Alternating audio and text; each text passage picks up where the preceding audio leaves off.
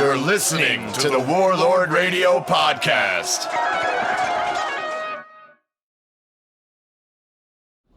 It was a blast. I had a great time. Yeah. Is it a forested area? It is. It looks very much like you would imagine Bigfoot country, like Legend of Boggy Creek. Like you've seen that, right? Yeah. It looks like that. Okay. It's like all right. So it's very wet. Very wet. Very wooded. Like it's more like Skunk Ape than Sasquatch. It's like yeah. But we went out like the middle of December. It was like freezing cold. Had a blast. I mean, it was like a starry night when the moon was bright and everything. Yeah. And talked to this couple of people that had done like several excursions, like looking for Bigfoot, and said that they had seen like many different creatures and things like that in that area. It's pretty wild. And, it was crazy. Yeah, it was a good time. Very interesting. Yeah. And then we went like a bunch of idiots, like chasing out in the woods at 2 a.m. But, a little drunk. Yeah. The thing that would scare me though are actual people with guns. You know? Yeah. Well, that was that's a concern for me. That's an issue. With Bigfoot, oh my gosh. Especially if they think that you're Bigfoot. I know, right? Right. Be starstruck. Right. Well, and with that, welcome back to Warlord Radio. We have a couple of special guests here tonight with us. We have Brad. Do you prefer Bradley or Brad?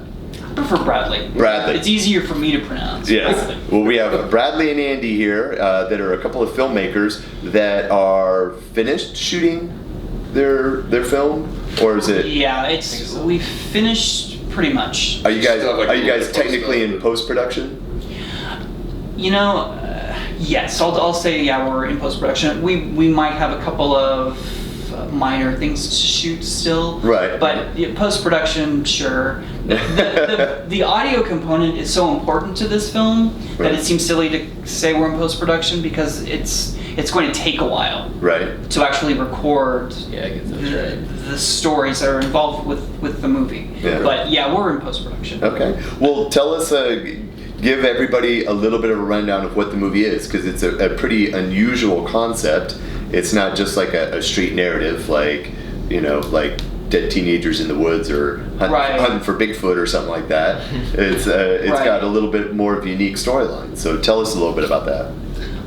Well, the impetus for the film was a blog about a decade ago, I guess, when people could still sort of, I don't know, legally, I don't know if they could do this, but they were, posting albums, actual full-length albums on blogs. Yeah, it was a big deal. I was collecting all this music, getting all this great stuff, all this old stuff. We were too. Don't feel weird about saying that in front of musicians. We were stealing it too. Yeah, well, a lot of the stuff that I was collecting was like weird stuff, that you wouldn't be able to buy. So I didn't feel bad about that. Anyway, there was one blog that this guy, his name was Jason, he posted all these really cool old children's scary story albums. Cool. And some of them I had owned as a child. And I became obsessed with them. I had downloaded them, I was listening to them, I thought they were really cool. Just the sounds. That's something I would absolutely sink my teeth into 100%. Like this weird, creepy old story. Yeah, I would. That's amazing that you stumbled across that. Yeah, I mean, there's hours of great stuff, and not just stories, but, the sound effects records, too. Those are big. Straight up audio dramas. Right. And some of them had, the stories on one side and then the sound effects on the other. Oh, okay. So anyway, I became obsessed with this blog, and I've been making short films for years on the side, and I thought it would be interesting to incorporate, a children's scary record, into a narrative. And I wrote this treatment.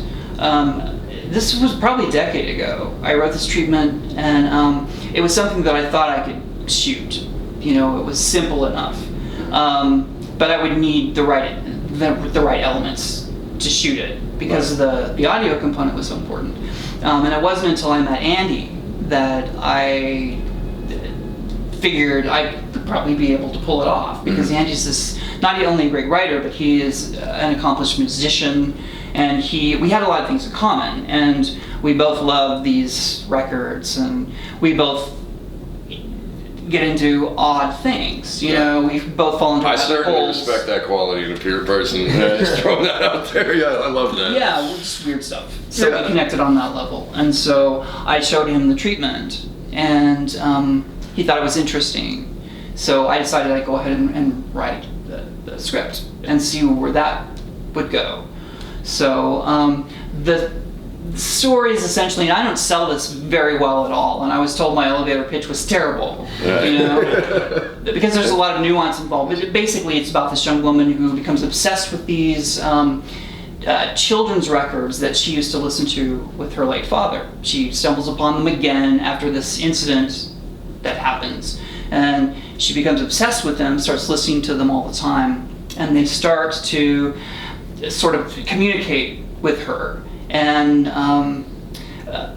around the same time, there are these crimes that are happening in her neighborhood, and the stories start giving her pivotal pieces of information about the crimes that may or may not be circling back around to her. So it kind of leaves you in a space of wondering whether or not the records are maybe trying to warn her, or if the records are maybe manifesting the crimes, or it kind of leaves you in a interesting. Maybe, yeah. Okay. There's an ambiguity. Yeah. There's an ambiguity to it. Cool. I mean, and I prefer that. Yeah, absolutely.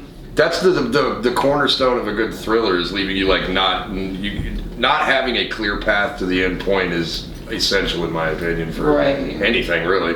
I think so. I think so. And there were a couple of films from the early 70s that were essential in sort of forming the narrative for me. There's a movie called Let's Scare Jessica to Death, directed by John Hancock, which is very ambiguous. You can read a lot into It's just all atmosphere, which I love. Right. Yeah, I'm not familiar with that. It's a great movie. You should check it out. Okay. Yeah. And this other film called Messiah of Evil, which is very strange, and it's sort of a zombie film, kind of, but it's very poetic. And I've been able to interview a lot of the people who were involved in both of those films. I'm so obsessed with them. But the movie that we're making, which I have not mentioned, it's called 13 Tracks to Frighten Agatha Black.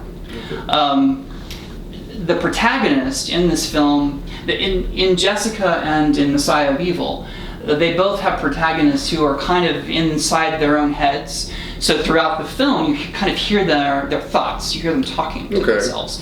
So I thought it would be interesting if, in my film, the records did the talking. So it's not Agatha sort of talking to herself. She's listening to these records, and sometimes they sort of mirror her psyche. So it gives you even more ambiguity. See, like, you don't know if the records are talking to her, or if that's her inner dialogue, or, I love this, I want to see this so bad, I'm sorry. Right, kind of. I mean, it is very ambiguous, so I mean, there aren't a lot of, you know, at the end, it's not like, oh, okay, well, here's why this is happening. Right. I don't like that kind of thing. I mean, normally I don't like that kind of thing. So, anyway, that's sort of the film. I guess I'm talking around it, but that's the gist of it. Our protagonist is listening to these records, these stories that Andy is creating. Throughout most of the movie, I mean, it's a traditional narrative in that there are scenes where, you know, she's interacting with people. Right.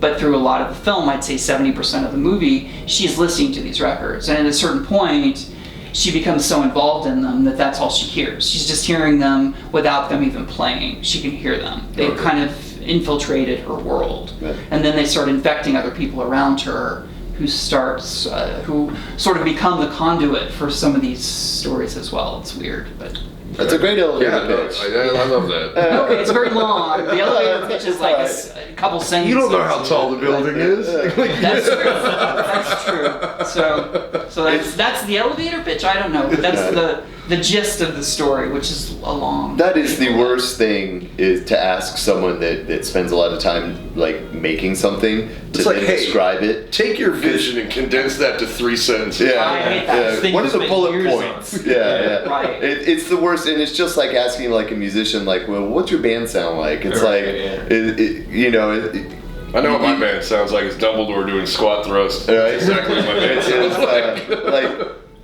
after a while, like, you know, you practice it enough, you can kind of get it down to a manageable length. But it's like, especially like the first time someone asks you, oh, like, well, what's your music sound like, or what's your book like, or whatever, is you're so worried about like, oh, well, it's just like this. You're like, no, it's not like this, and it's not like this, and it's all of these things and all this kind of stuff. And you can just see people's eyes kind of glaze over.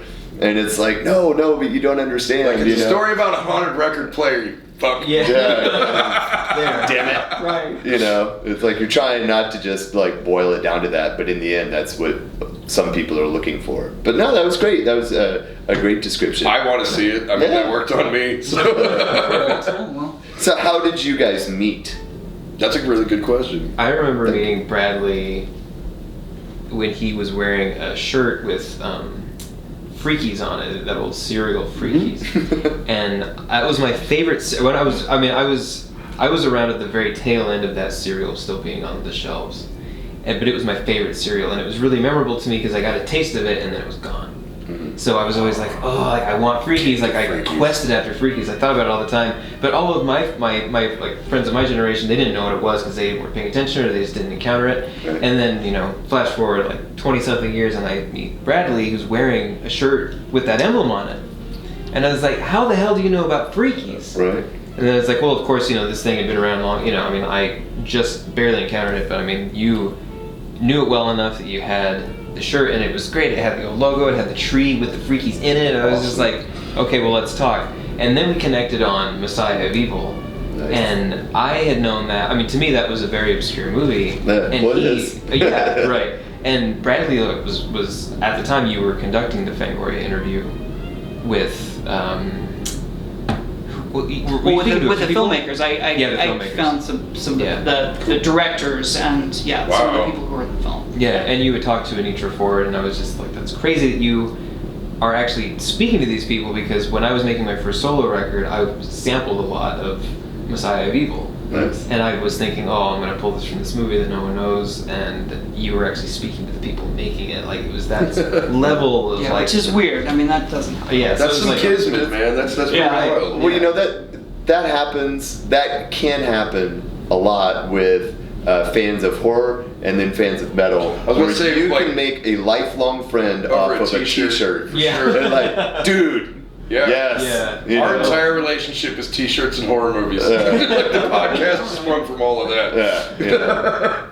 But yeah, that can totally happen. Yeah. So then when he said that he was writing a script, I was like, I gotta read it, because if you're into Freakies and Messiah of Evil on that level, that. I am gonna like this script. And he showed it to me, and I was just like, fuck, I like scary story records. Mm-hmm. I was listening to them from a different time, like mostly from the 90s on cassette tapes and same with me, yeah. But I love the sound effect records. Mm-hmm. There's one really good one. I think of it as like the last of that era that was good.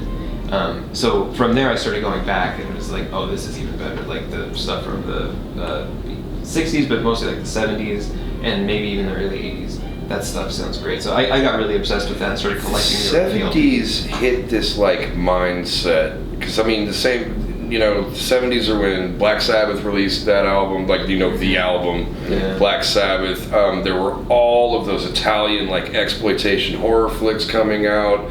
People were starting to raise the bar on what you could do in an American horror film. Like, it stopped being so much like, you know, White Zombie and like Bela Lugosi flicks. It started being more like Texas Chainsaw Massacre and shit. Yeah, Halloween. Yeah, exactly. There's just this huge leap in from the 60s to the 80s. Because in the 80s, everybody was just like, we're on cocaine, make everything. Yeah. Just whatever people bring us, make it. Make everything a comedy. Yeah, make everything a comedy. Will be a comedy. Exactly. That's what the kids want. Yeah. There were so few that pulled it off properly, though. You know what I mean? Like, believe me, I know. I grew up in the 70s, so.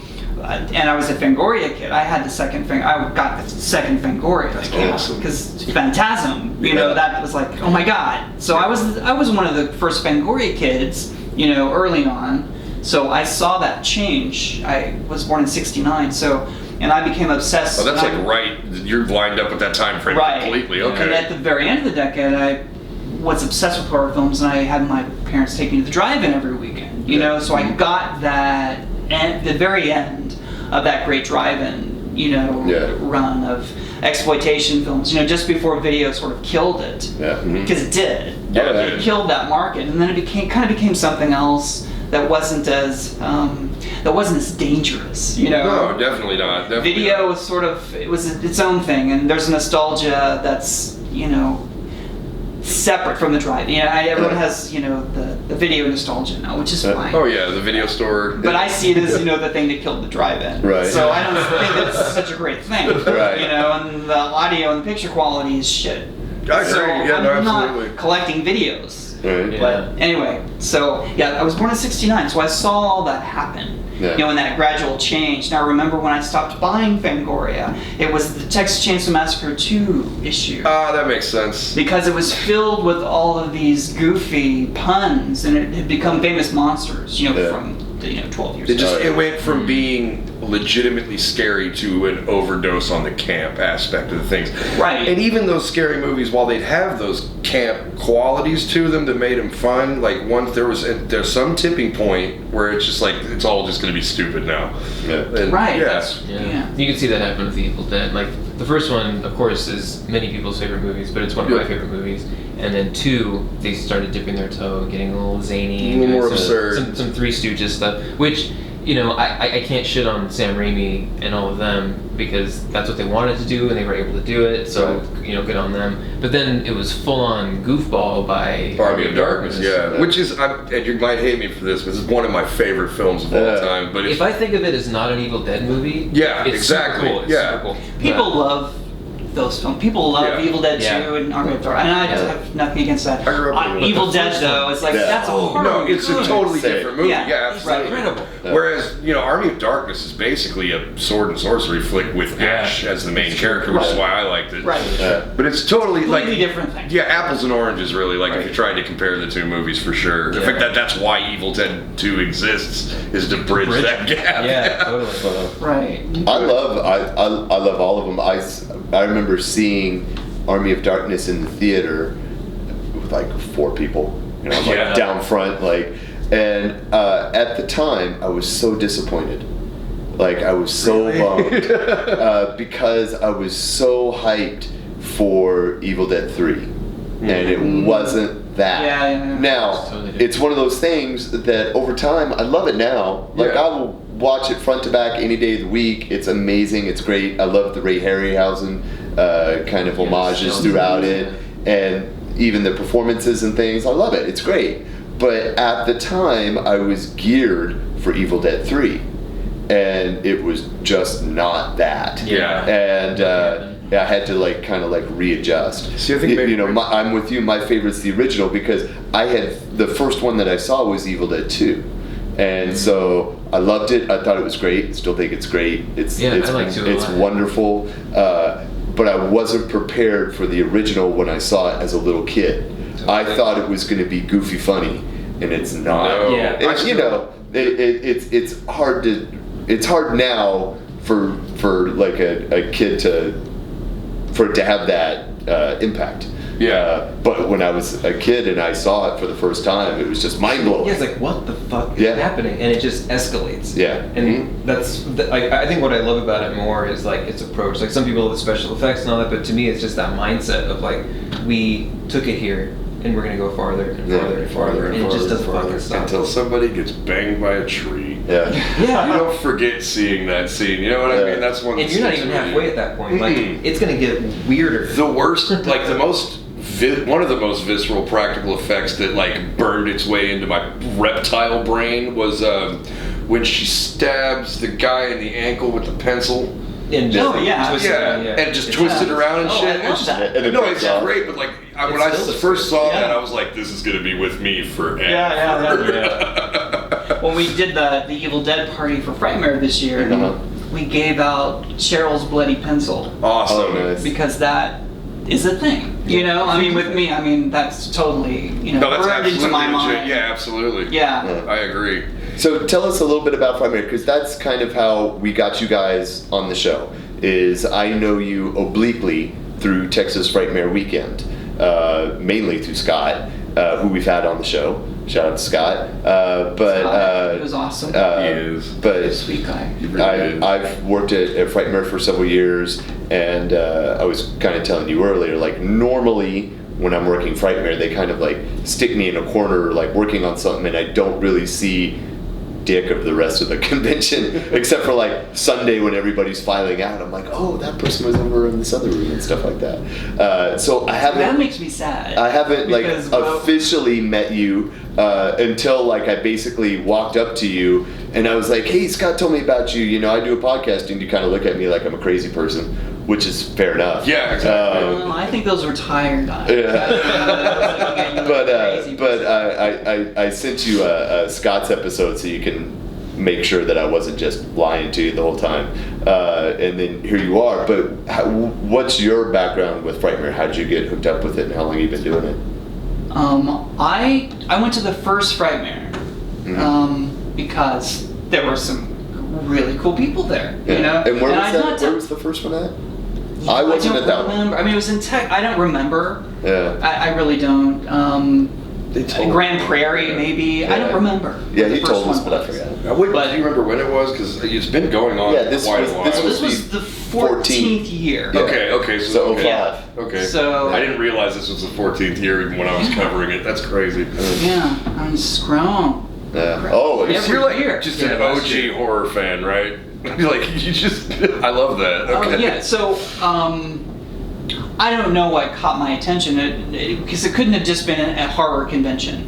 But Herschel Gordon Lewis was there. Nice. And I was like, oh my God, Herschel Gordon Lewis is there, and the cast from Texas Chainsaw Massacre 2, which no one really talked about around that time. Yeah, And right. I love that movie. Oh, I you did know? too. And that is a comedy, but I mean, that was one of the few that I felt was done really well. Oh, yeah. You know, it was scary. and it was The fun. comedy almost made it more unsettling. It did. Well, it it's like completely did. it's very similar to Evil Dead 2, where the original is just such a pure, full-on thing that you couldn't Right. recreate You could not that. do it, yeah. So instead, they went the opposite direction and just made it so grotesquely funny that it's its own unique thing. So in much the same way that Evil Dead 2 is wonderful on its own, Chainsaw 2 is wonderful on its own. Right.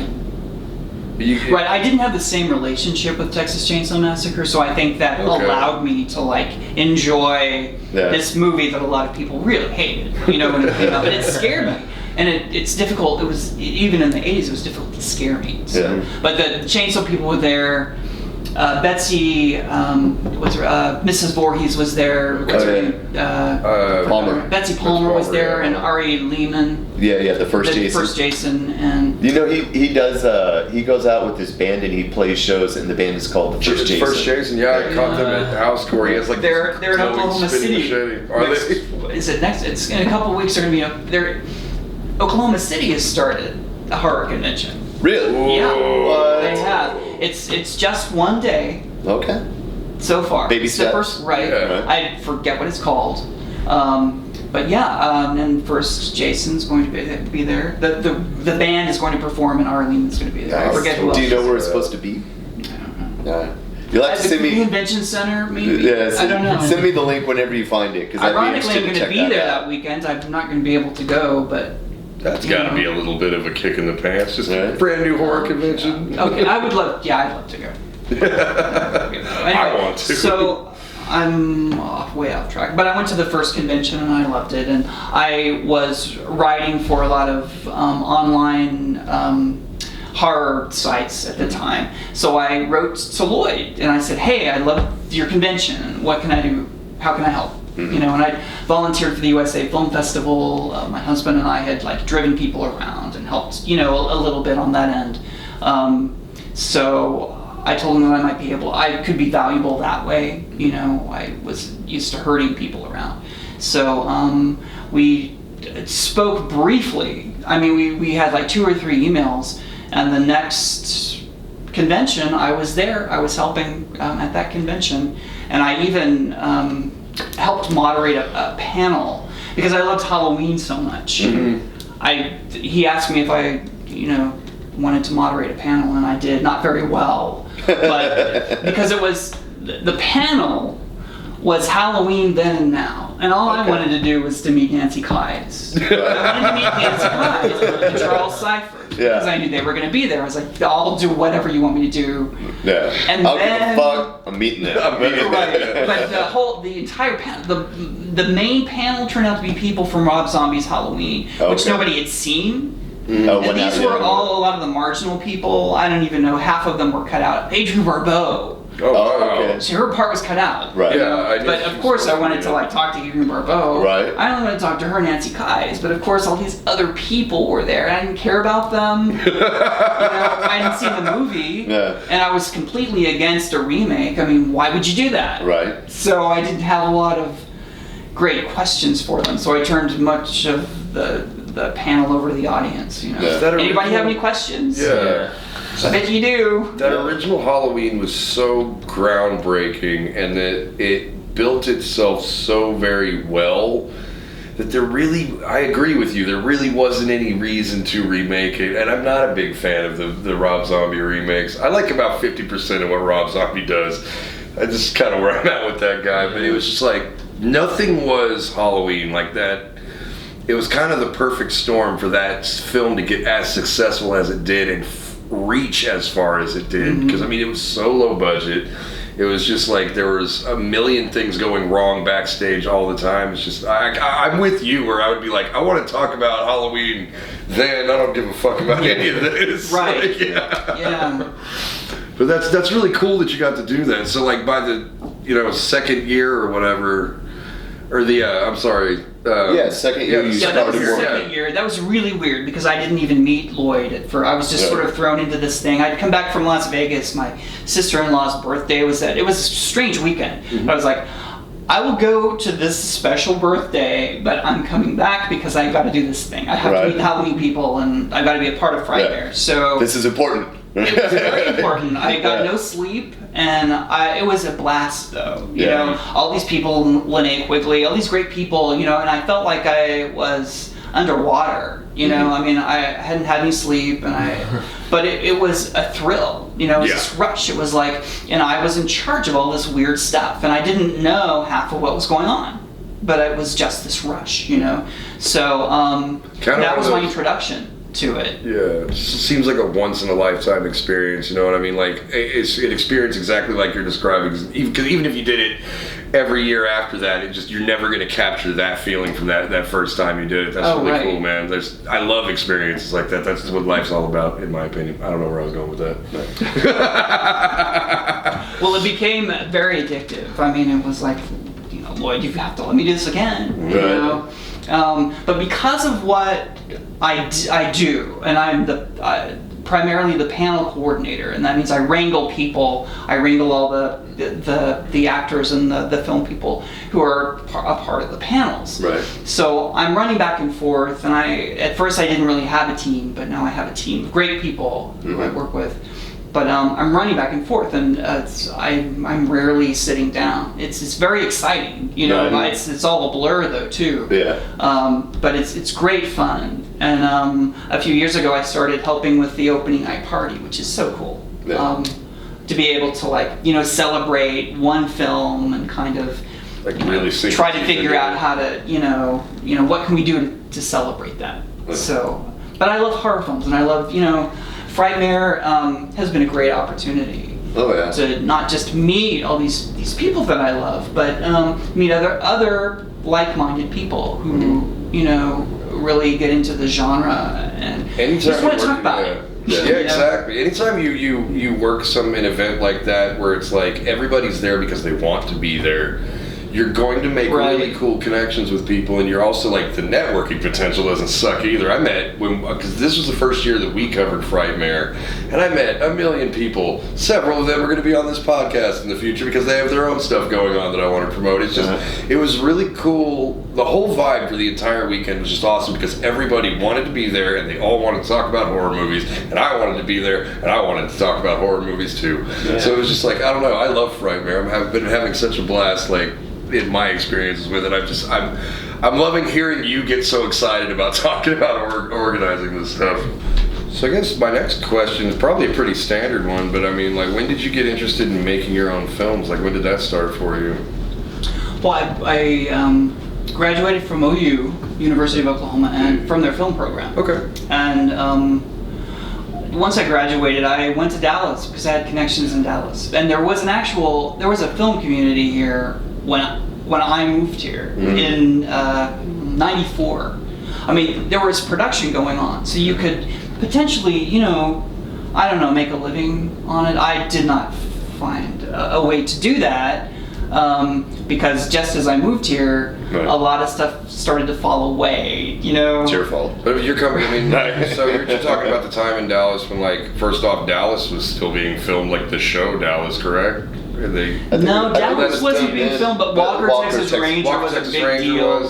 And they were doing a lot of stuff at, was it KD Studios? Barney was, not that that's film, but there was a lot of television production, and for some reason that sort of just fed into film. Right. When was RoboCop filmed? Because RoboCop that was filmed the in Dallas. 80s. Like 89? It came out in 87. Oh, wow. So. Yeah, that and Hunt from Red October. Okay. Was that shot here?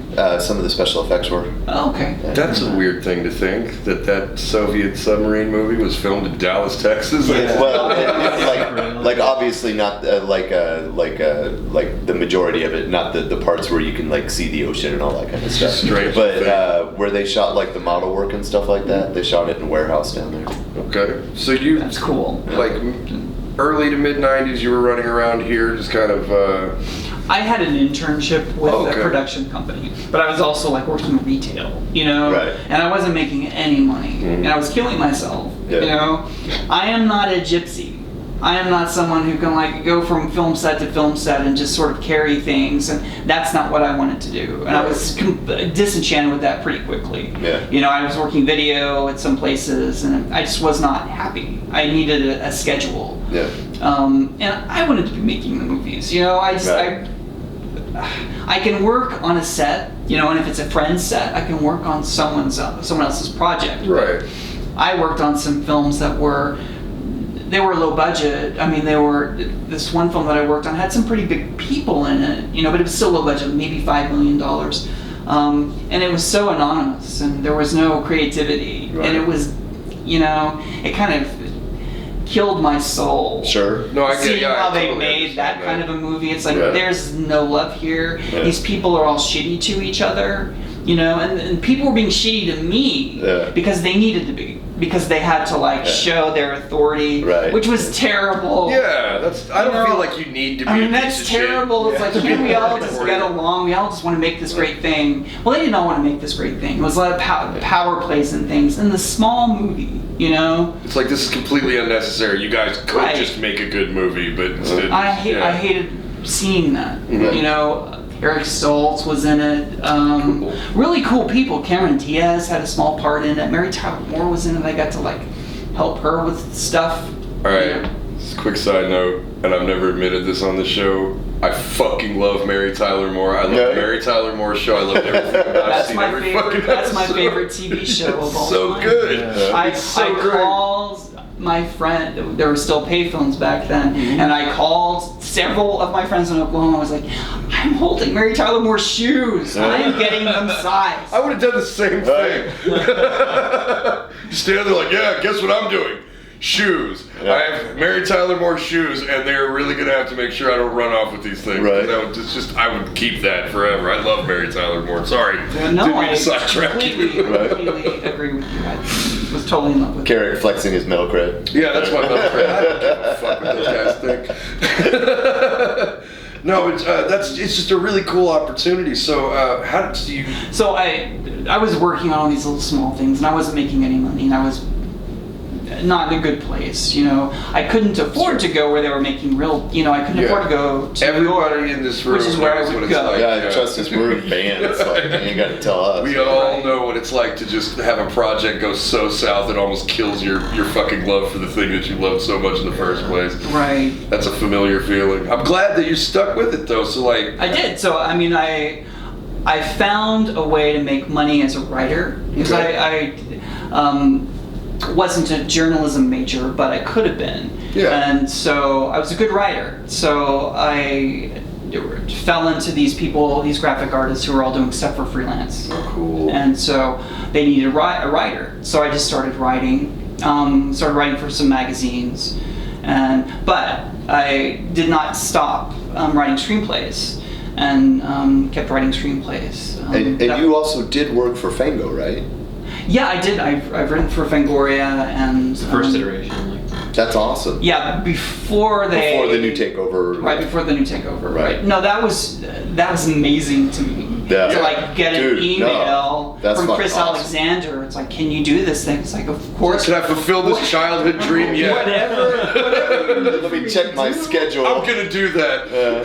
Can you drive to Houston? I can do whatever. you want me to I do. will roller skate there, man. If you want me to shank, I'll do it.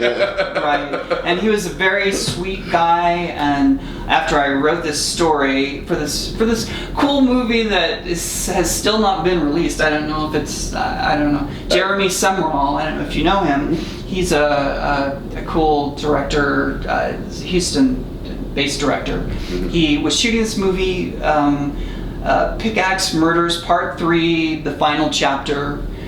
That sounds great. I've heard of the Pickaxe Murders. Okay. Just I had no idea there were sequels involved. There weren't.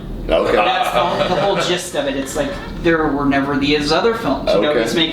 he was making essentially Yeah. a love letter to Friday the 13th Part 5. But there actually is a movie called The Pickaxe Murders. Is there? I don't know if that's true. Maybe some film that could have been retitled at some point. Maybe. But he created, this was an original But he thing. was basically and there starting on weren't the ever third one. one or two. And it's possible that the Pickaxe Murders came out after he did his thing and it wasn't released. Could have been something could have been. completely different, a completely different IP. You know what I mean? Absolutely.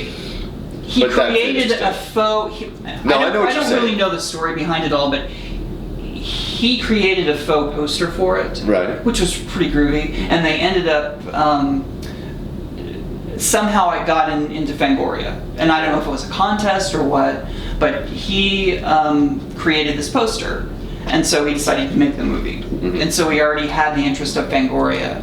So Fangoria was interested when they heard that he was making this film, so I got to cover it. So I got to interview Very nice. some of the people involved. Michael Baldwin from Phantasm was in it, and Did you geek out over Scream that? Queen, and Tiffany Shepis. Oh, yeah. God, I remember her name. Who was great. She was very sweet. So I got to interview them. I got to stay for the weekend and interview these really cool people. Yeah. The niece of the woman who did the special effects for Texas Chainsaw Massacre, she does special effects. And she's awesome, and she does work in Houston. And so I got to meet all these really cool people. But anyway, I got to write an article for Fangoria and for Gore Zone. Okay. Very cool. For the same movie.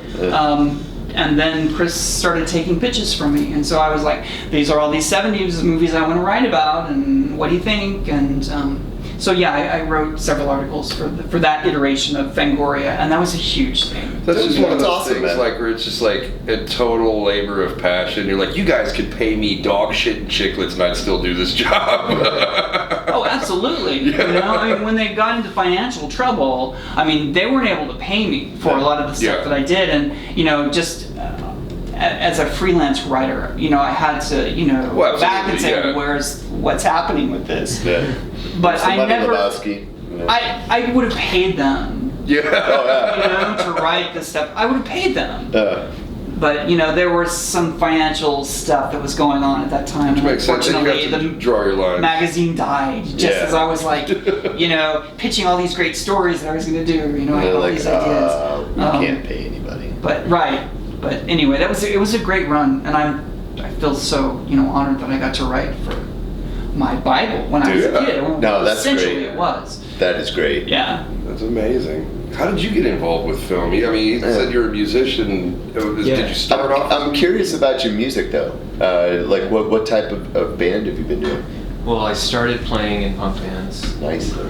I grew up in a town it's like a steel, like working class town. Like there, like a steel Very mill was like blue the collar. very so it was like the beginnings of like Priest and Sabbath. I grew up playing punk, and then that evolved into metal. And I was in like the band that made me feel like this is what I want to do was kind of like a speed metal band, I guess. Like it was like we didn't know what speed metal was. Right. But we were basically playing it. And then when we discovered it, we were like, oh fuck, that's what we've been doing. We need to stop doing that and do something else. And it turned out we were making like symphonic power metal. Nice. Awesome. then- I fucking love symphonic power metal, man. And then we discovered that, and we were like, fuck, like, we keep thinking that we're doing something so new and That's unique. the double-edged sword to heavy metal, man. but then, like, that just exploded the whole, like, metal verse to me, and I was just like, we can do nothing new. Like, it's all been done, so we just kept doing that because we loved it. But then I got into other bands from that because it was just like, well, you know, we're not gigging all the time, like, I want to do this regularly. So I joined a hardcore band, a city north in Colorado Springs. I'm from Pueblo, Colorado. Okay. So I was playing punk and metal in Pueblo and kind of moonlighting in Springs, playing, which is like straight hardcore stuff, and a little bit of post-hardcore. Was there a scene for you there in Pueblo? Yeah, Pueblo is like, I mean, it's just punk and metal. Yeah. These days, I'm not Okay. quite sure what it really is because a lot of the venues that were local there that like supported them all It's closed. just a bunch of banjos and bands called Whimsical Tuesday and shit. Everybody's shit. got sweater vests. Yeah, there's a lot of bands now that like people moved there or old punks became like folk people. Right. And they sing these weird songs that about things that like they've never done. Like there's this lyric from a band who I don't really know them, so I don't feel bad like calling it out. But Right. this guy talks about going into the woods, chopping down a tree, and Pueblo is not a forested area. Right. Yeah, I've So, been like, there. yeah. Okay. So he talks about going into the woods, chopping down a tree, and building a guitar out of it. And I'm like, there is no fucking way you have ever done that. Like, you own an iPhone, man. There's Right, no fucking way. yeah. to do No that. way. So, yeah, that's kind of where it's at now. But there are still, like, punk and metal bands like kicking around there, which I fucking fully support and I love. But that's where I came up, and it was a very fertile time when that happened for me. But then I was in this band in Colorado Springs that was kind of like hardcore, and that led to a touring opportunity, and we were doing all this other stuff. What's up, dudes? What's up, Sorry. That's our producer. Yeah, that's our producer Jason poking his head in and saying hello. That's been a recurring theme on the last few episodes. He just pops in, completely derails the interview, and then leaves. So, okay, so Mandatory you're... Jason mode. Yeah, so you're in Colorado Springs, and... Yeah, I was playing hardcore there, and that led to this touring opportunity with another band that was out of Boulder.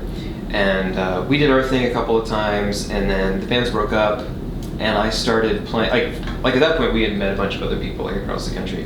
So the singer of the band that I was in Colorado Springs wound up in Springfield, Illinois with a group that had like this A&R deal. And they weren't a full band. It was like members of that group knew someone from a previous... Or they were from a previous group that had that deal. So they kind of carried their A&R guy over with them. Okay. So they needed to build a band. So my friend calls me, he's like, come to Springfield and play guitar for this thing. They have a thing going on with Universal, so just come out. And I was like, yeah. So at the time I was in college, I was like, I'll just take a semester off and go. So I went out, and it was total shit. Like, the band sucked. And I was like, I don't care who they know. Yeah. Like, I cannot make my name doing that or like tour with these people. Like, Absolutely been in that no. position, yeah. Yeah. So Well, it's like his story of working on the movie where everybody's shitting on each other. And Yeah, like you discover what you really want to do. This is garbage, and I don't want anything to do with it. Yeah, like you know what you can take and what you can't. And we decided, we were there for 2 weeks working on the whole thing, and we had like another week scheduled or something like that, and we were just like, let's just go. So it was like the middle of the night, we packed our shit and just left. Oh shit. And they didn't call us, and we didn't call them. There was no love Like, lost. even the producers are just like, yeah, it's probably for the best. They were like, we wish we could leave.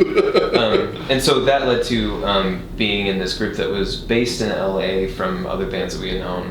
But my friend and I were still living in Colorado. So we would trek out there and like spend like a month out there and come back. And we did that a few times.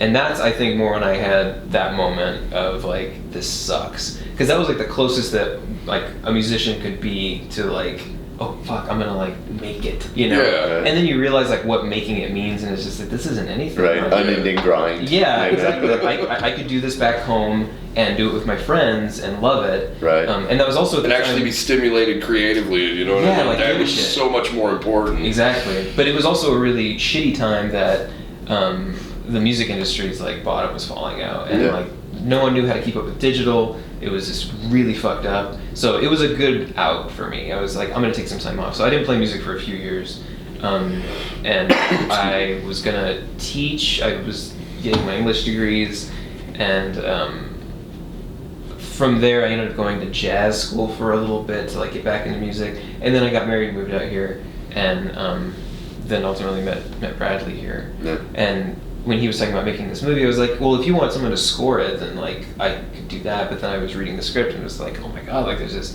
heavy audio component where at the time I was building up my own studio, so it's like we could make this stuff, and I got really like deeply obsessed with those records and kind of started collecting them. I got even more heavy into collecting them as we were shooting, and built the studio a little bit more around these records. So I bought like the microphones that were like from that time that they would have used. Cool. Yeah, so the demos came out great, and that's kind of how I got into this thing. And then I ended up doing sound for a documentary because of Bradley's film.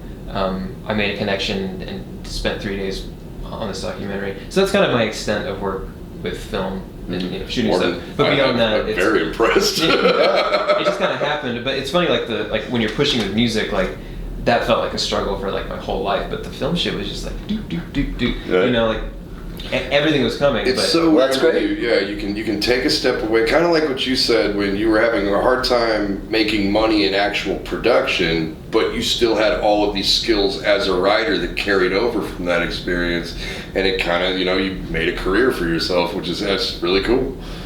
Where are we at on time? Oh, we're good. Okay, good deal. Sorry, I lost track of time and I'm dying for a cigarette. Anyway.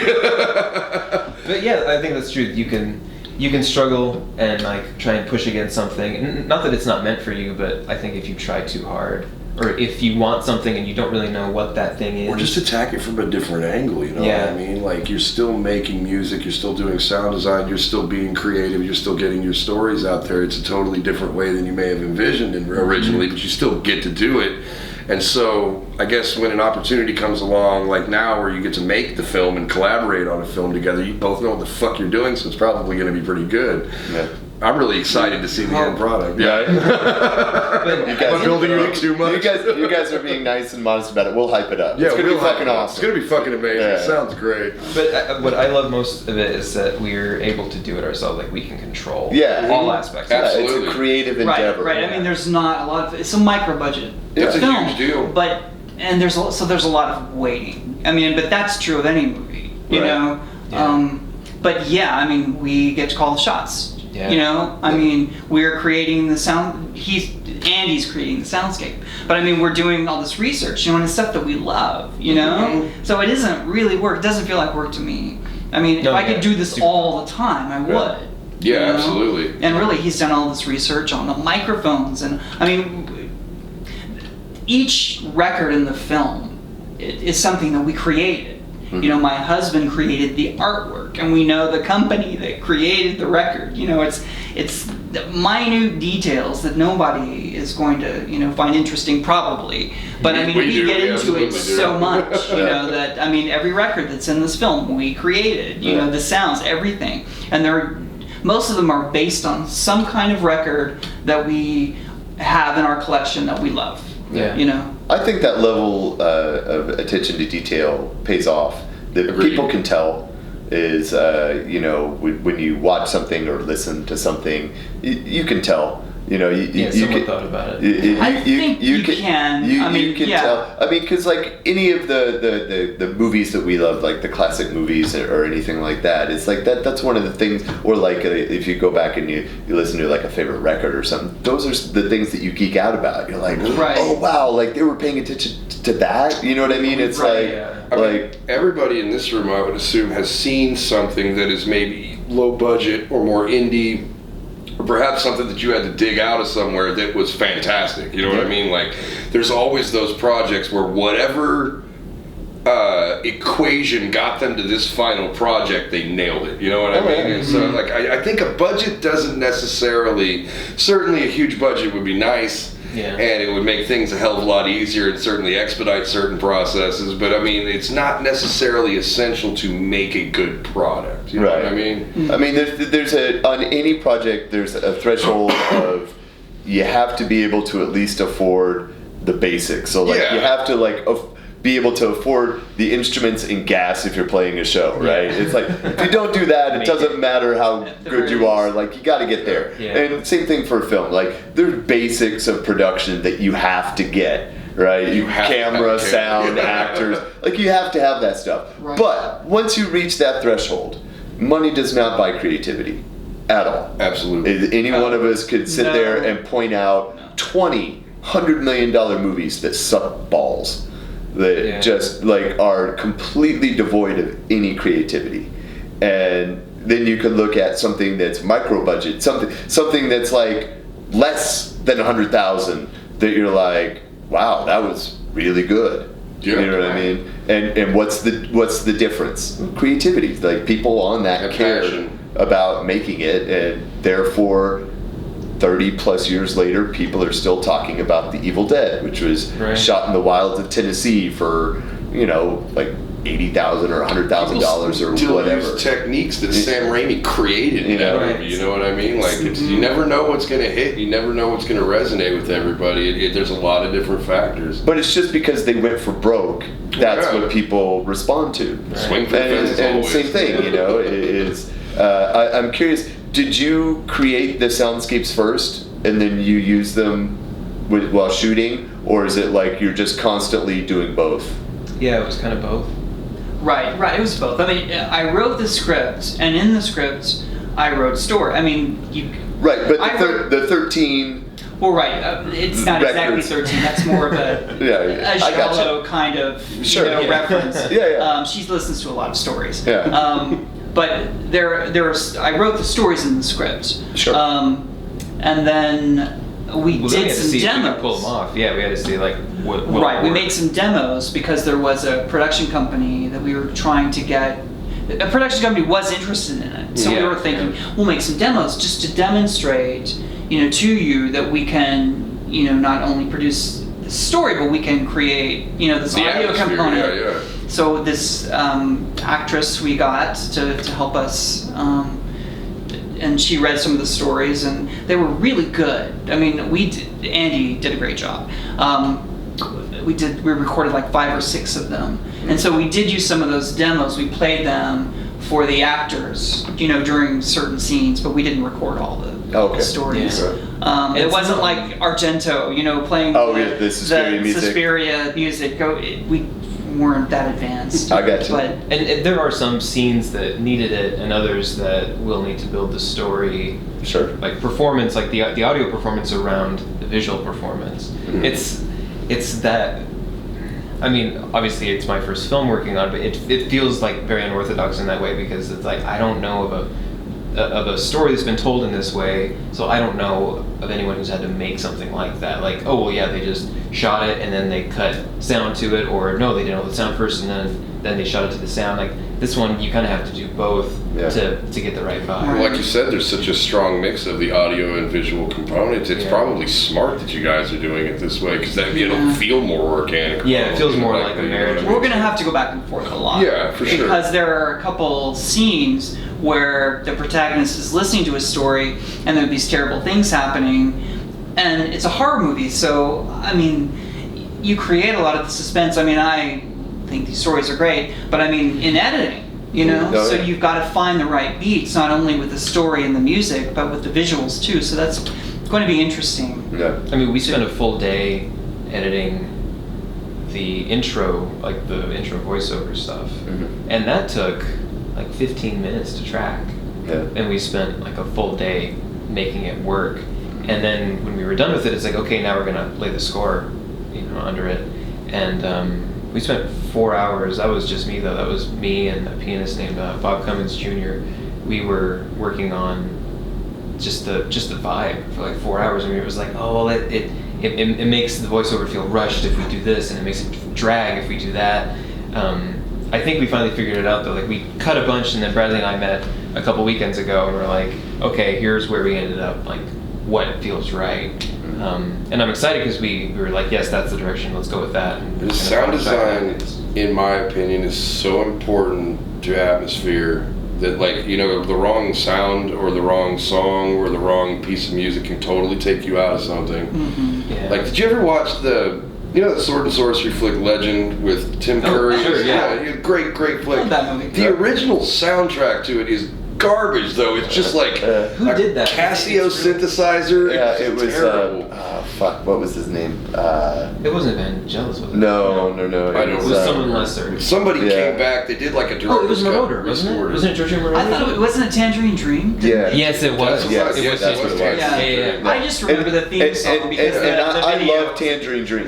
Like, Yeah. don't get me wrong, I love Tangerine Dream. But it wasn't right for that movie. Well, at all. there's an enormous difference between the theatrical cut and the director's cut. Yes, And the director's cut is superior. by far. And it's I've a darker seen- movie I haven't than seen the Tangerine director's Dream. cut. Yeah. I remember really liking it though.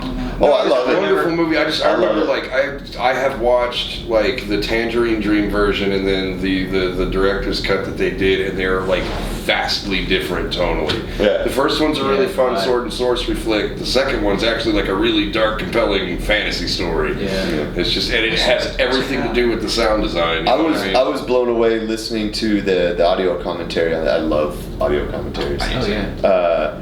And the one of the scenes early on where the girl is walking through the forest, and there's the little fairy that's following her around, and Ridley Scott was talking about how every single blade of grass, every single petal of a flower was fake. They did everything that you can see in that, and the frame is full. Yeah. Like they must have had an army of people working for thousands of hours to create this fake forest that it's very cinematic. It looks in a good way, like very stylized and fake. But you would, at least I would think that they probably brought in some real trees. Nope. Yeah. No, everything. Everything was constructed by hand. See, that's what happens when somebody gives you a few $1 million. Yeah. Right. Paper mache everything. Yeah, and you're Ridley Scott, and you know. Yeah, that's true. Yeah. But all right, well, we're gonna take a smoke break. Smoke break, the Warlord Radio smoke break, because if I don't get tobacco in my body, I start to shake. Although we could just keep going and watch this get like really mean as characters, progressively angrier. I've become such a dick so incrementally until the end of this podcast. They'll just be yelling at the audience. Let's not let that happen. All right, so we're gonna take a short break and then we're gonna come back for round 2.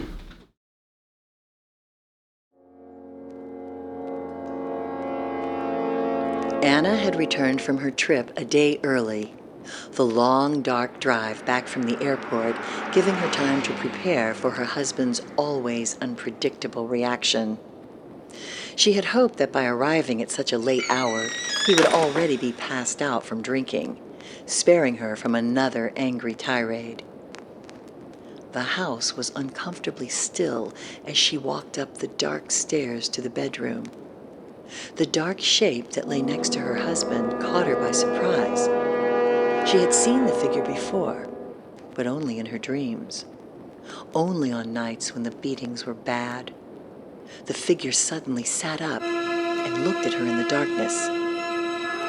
The urge to flee the house was strong, but the figure was aware and was too close to Anna for her to escape without confrontation.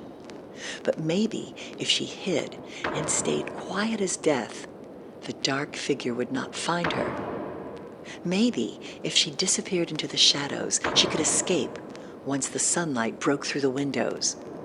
The dark figure would be forced to find refuge in the thin black cracks within the walls. Anna ran into the kitchen and hid inside the pantry, holding the doorknob tight. Why would it follow her there? She could hear the slight creaking of the wood floor as the figure moved methodically into the kitchen. It was there. It was aware, and it could sense her fear. In the moment before the inevitable horror, Anna released the doorknob. She was frozen, yet a voice within her began to whisper, a voice she had not heard in years, the voice of the old fear. Get away from me, dark figure. You can't have me. You watch me bleed and stare while the pool collects at my feet. You do nothing as I'm beaten down. You are nothing. You are nothing but a mute witness. I am not afraid of you. The voice of the old fear had returned, but now Anna was using it to defend herself from the figure. Was it too late? Or would she live to see the sunlight? All Anna Riddle knew for certain was that old fears rarely fade into the night. Together? You can do it however you want. You can do it multiple times too. You keep this up, we'll put this on the That's episode. right. What do we say? Okay, we'll say it together. Yeah. 3, 2, 1. You're listening to the Warlord Radio Podcast. You guys definitely did the best job of nailing that. Yeah, nobody has ever nailed that on the first try. I've gone through so many rounds. We are back with Warlord Radio Podcast and our very interesting guests tonight. Yes. So, I guess we've talked about, we're going to revisit your project, but I want to talk more about more of your influences as far as like filmmaking goes, both of you, because I find that some of your influences can really inform a vision. And so what I like to do is when I watch somebody's piece, if I know what it was that led them to that, I like to kind of reverse engineer it a little bit and see if I can pick apart, like, you know, oh, that's kind of like influenced by this, or that's kind of influenced by this. I get really super interested in that stuff. So I guess my question for both of you is, what was your first horror flick? Do you remember? Either one of you? Or at least first, like... The first one that like really stuck. I have very vivid memories of where I saw horror films and the name of the theater and what was on the bill. Right.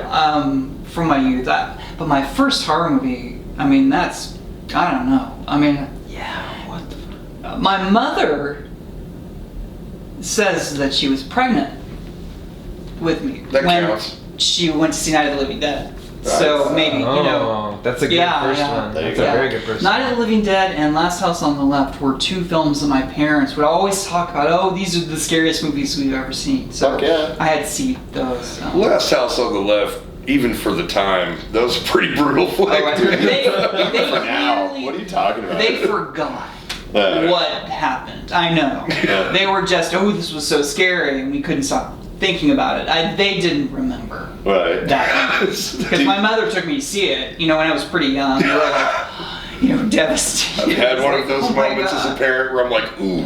Yeah. Do you remember Maybe a little like much. what one of the first movies to like really just blow your mind when you saw it? Well, yeah, one of my first drive-in memories, and it wasn't the first time we went, I know this, but one of the first drive-in experiences that kind of cemented this thing, you know, with Right. my fascination with horror was we went to see, my father read Carrie, and Uh-huh. so he wanted to go to the drive-in to see it, and it had already been out for a while. Uh-huh. And the only reason I know it had been out for a while, because it was the last film on the bill. So it had to have been out for a while. Okay. But we went to the drive-in, and Dad was like very excited to see this movie, and like, you know, I don't know what he was thinking. But so, and this is in Oklahoma City. How old were you, do you think? This was probably 1976. Okay. When did Carrie come out? It was like the year after Carrie had come out. It was probably 1976. That sounds about right, probably, or 77. I think 77 maybe. 77 was probably when we saw it. Okay. But anyway, it doesn't matter. Yeah. So actually it was because the first film, because we go into the drive-in, Right. but it's already dark, and Dad didn't care about this first movie that we were going to see. We drove in and we saw the last 15 minutes of The Incredible Melting Man, Oh, wow. which is amazing. Yeah. The last 15 minutes of that movie, it's crazy, you know? I mean, and I love that movie. It's not a great movie, but I love that movie. Yeah. But so we see the last 15 minutes of The Incredible Melting Man, and I was like, oh my God. What led up to that? What could I have missed? Yeah, You know, exactly. in my Yeah. mind, I'm thinking this What is was that? this amazing movie, and it was dangerous. It was like I shouldn't be seeing this. Right. You know, I knew that. So we saw the last 15 minutes of that, and then we saw this movie. It was called Island of the Damned, Oh, yeah. and that was the American version of this great film, this Spanish film, called Who Could Kill a Child? Okay. And it was sort of a variation on Village of the Damned, about these killer children on this island. And I was so wrapped up in this movie that was so mean and fascinating. That's so strange that it's named that, because I've said this on the podcast before. Like, I don't care about like rabid killers in the woods. I don't care about demons. I don't care about werewolves, because I am a fairly stout, tough guy. Like, I feel like I stand a chance in that fight. I may not come out on top, but you know, I do all right. But you come at me with creepy kids. I'm a dad. I will hesitate. I won't immediately pull the trigger on the creepy kid, and that's when they get Well, you. you've said before that The Omen fucked you up. The Omen fucked me up bad. The original Omen messed my head up, and it still jacks with me. I love the score of that movie. I love the score of that movie. It's great. So, okay, But that's one of the lines in the movie, which is so brilliant. I took that away as a kid. This man who had lived on the island, and he was talking about all the children rushing into the homes and laughing, and they were killing they were killing all the parents. They were killing all the adults. And he said, they were hurting us, but who could kill a child? And I took that away from that movie. That was the image in my mind. I mean, it's not very violent. Clearly not a guy that's ever had to spend time at a Chuck E. Cheese. No, I've never been to a Chuck E. Birthday party. Yeah, that mindset. And a hangover just pounding. That sounds terrible. It's awful. It's a fucking house of living nightmares. But okay, so you watch this movie, and that one also leaves pretty. Well, so it was that line. It was the end of The Incredible Melting Man. It was Who Could Kill a Child, and then Carrie. Right. Which, those are all amazing movies for different reasons. And Yeah, they're different. Yeah. Yeah, and I took that. I never forgot that. Carrie is so good at providing this atmosphere, not necessarily of like fear, but just complete unease. You know what I mean? It's like it's not necessarily that it's scary. It's just that you're so fucking uncomfortable with everything that's going on in that movie. Her house always gave me this weird vibe, but the way that they lit it, all the candles, all the crosses, the freakiest looking Jesus statue ever. Yeah. That's a saint. That isn't. I thought it was Jesus for the longest time. That's a saint. Okay. And I don't remember what saint it is, because I looked it up once. It was I thought it was Jesus. I was whoever in the art department created it nailed it, because it's creepy as fuck. I wish that it had been Jesus. Right. But I had to look that up. I was like, that is so freak. Why would they choose that? It was some saint, and I don't remember what the saint's name was. I'm probably going to go look that up later. I'm really curious. I didn't watch Carrie tonight. But I love Carrie. Piper is the way she dies. Oh, like the saint in the closet. It's great. And the way that they capture high school, because that felt very real for anybody that was slightly like fringe or outside or something. It's they nail that feeling of just complete isolation. You know what I mean? Like you're not like everybody else, and they can tell. And they really do a good job of conveying that in the story, even in the book. I mean, it's just, I don't know, because you think Stephen King writing about high school is unsettling in and of itself. Because he's just a strange dude. Especially writing about like a teenage girl and her, plights throughout this, like trying to navigate this horrible social situation on top of this like soul-crushing, oppressive mother. And then, dealing with just the normal shit that happens to teenage girls. It's just a brutal movie. It's a brutal story, really. You know what I mean? Well, and Brian De Palma, is just, he's so over the top visual. I mean, really, like, horror is, in a way, I would argue, the most cinematic genre.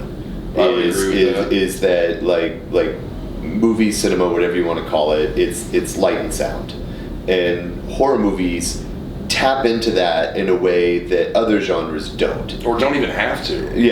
And there's so many groundbreaking directors that come out of horror, and look, most of them move on to other things, and they're like, oh, I'm not a horror director or whatever, which is fine. for fans of the genre like us, is long before there's a Spider-Man, there's an army of people that know about Evil Dead. Or long before Mission Impossible, there's an army of people that know about Brian De Palma. Before Lord of the Rings, there was a Feebles, or Bad Taste, and all of these things, because you can see that skill and stuff like that bubbling up through even like low budgets and maybe not the best circumstances, but you can just see that's a talented motherfucker. I mean, that 360 shot of Carrie at the prom while they're going, and it's speeding up and it's faster and it's unbroken. It's like, that's a fucking hard shot to pull off. Yeah. And they nail it. Because the timing on that, something like that, because you're building a very specific amount of and just even the split screen when Carrie's destroying the prom and it goes to that just high pitched like tinnitus type of sound, this and it is doing that, and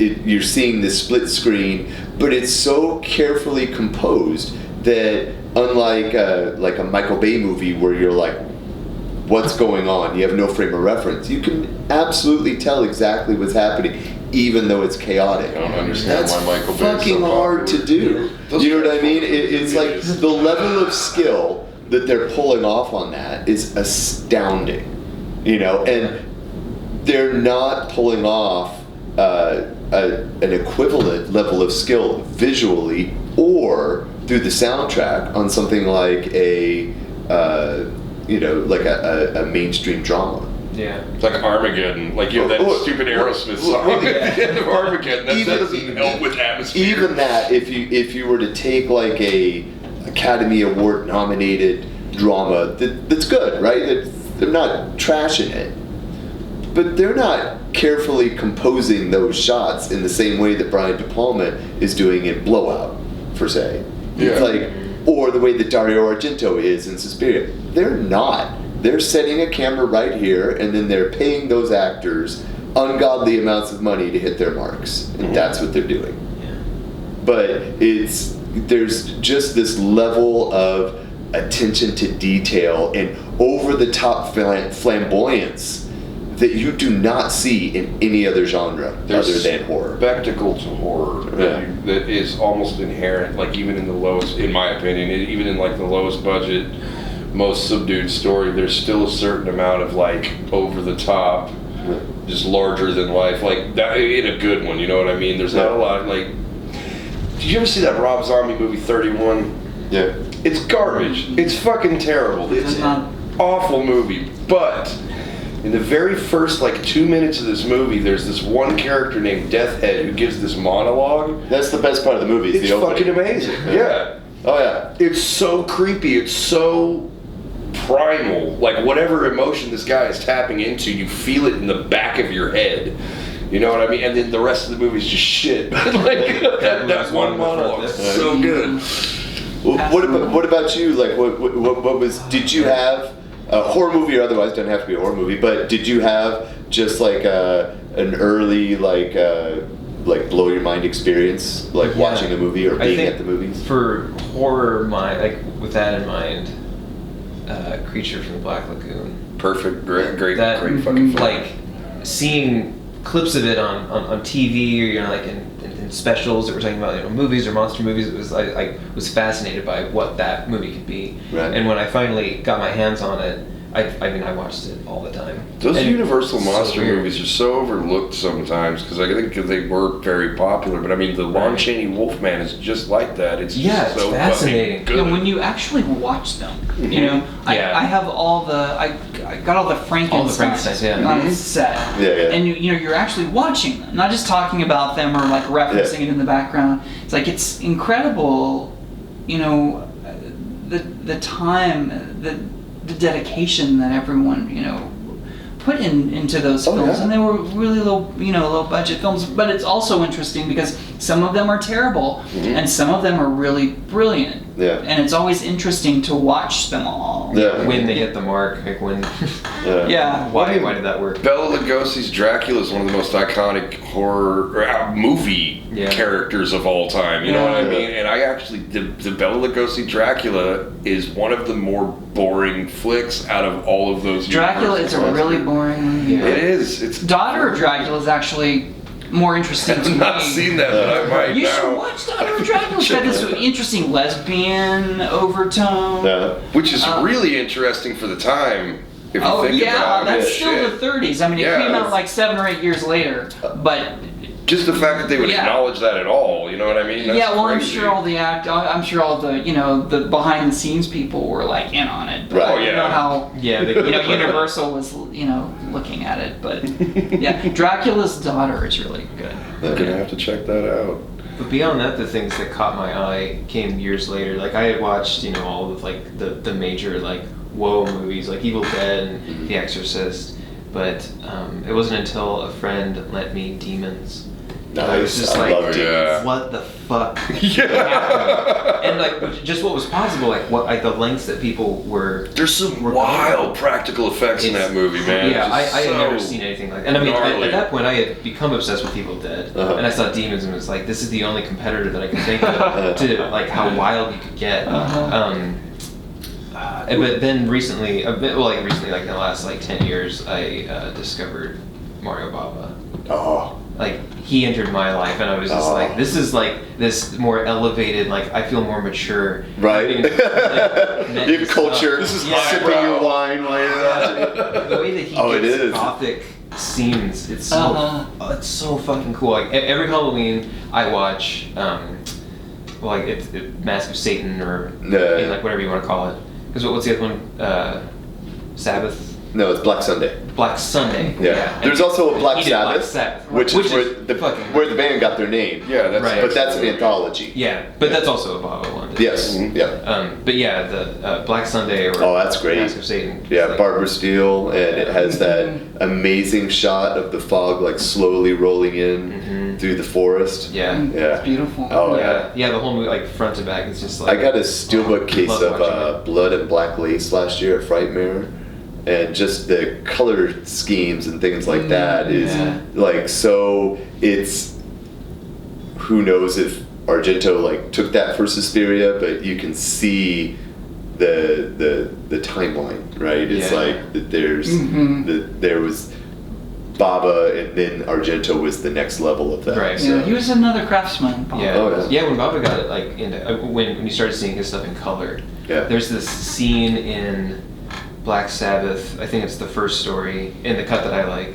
That it's when with the fly and the old woman who dies. Yeah. There's a shot. It's like it looks like this cathedral, and it's like purple and blue and white light. I mean, lights that would not be on in a home. Right. But it's like that's the scene. But the way that they lit it was just so wild. Yeah. And then she gets up. Yeah. Like that blows my mind that she actually rises and like comes at her. The whole movie was that whole portion of the movie. That story is so creepy on its own. Like that didn't need to happen. Like I think in an American movie, especially at that time, that she wouldn't have gotten up. It would have been all in your head. The Italian horror films that were coming out were just so hyper stylized and so vividly shot, and I mean it was just I don't know, like, because I didn't start watching those flicks until like kind of about like probably 10 years ago or so. Like I've heard of them my entire life and never actually. I only saw Suspiria for the first time in 2007. And Suspiria is now one of my favorite films, but it's like it's so wild the difference. Like every shot is a fucking masterpiece. You know what I mean? Like every frame is art, which you just didn't really get in a lot of American horror films at that time, because that's when they were kind of just starting to crank them out for cash. They weren't like, again, labors of love. So I don't know. It's really interesting. You used the word craftsman to kind of describe what they were doing. I totally agree with you. Did we ever talk about Baba's last movie? Because I saw his last movie at the drive-in. He made a movie called, his last film was Shock. Yeah. Okay. And It has Daria. it played here as Beyond the Door 2. Yeah. And we went to the now, drive-in. Really? But now it's on video and Beyond Shock the Door again. 2. Right. Yeah. But I was duped into going because the theater we went to drive-in stadium was the last movie on the bill. Right. But they only listed Beyond the Door, and I love Beyond the Door. It's this shitty. Oh, I love that. Exorcist Yeah. but I'd seen it on TV, and I was like, oh, we have to see this. It will be uncut at the drive-in. Right. And then this is the last movie, and I'm like, it's Beyond the Door. We're gonna see Beyond the Door. And it was Beyond the Door 2. Right. And I'm like, oh, what the hell? But it scared the hell out of my brother and I. I mean, it's so well done. Oh, yeah. And there are shots that are imitated. Nicholas McCarthy was a director I really admire. His first theatrical release came out, I think, last February. It was The Prodigy, which is this movie about this kid. I think I saw that. It was released theatrically, Yeah. and I was very excited. There's a shot in it that he took that it's an homage to Shock, which is the shot that just scared the hell out of me, and a lot of people have used that same shot. There's a shot of this kid in this movie is possessed by his dead father or something like that.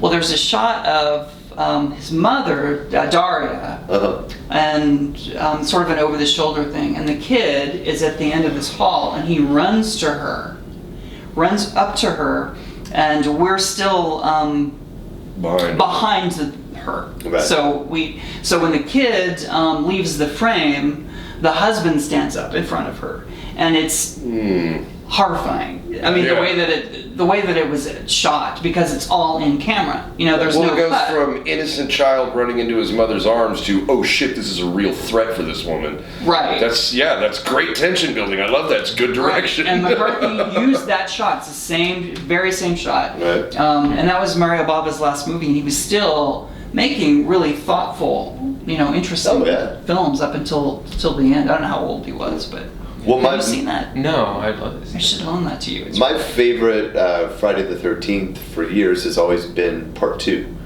And I always liked it.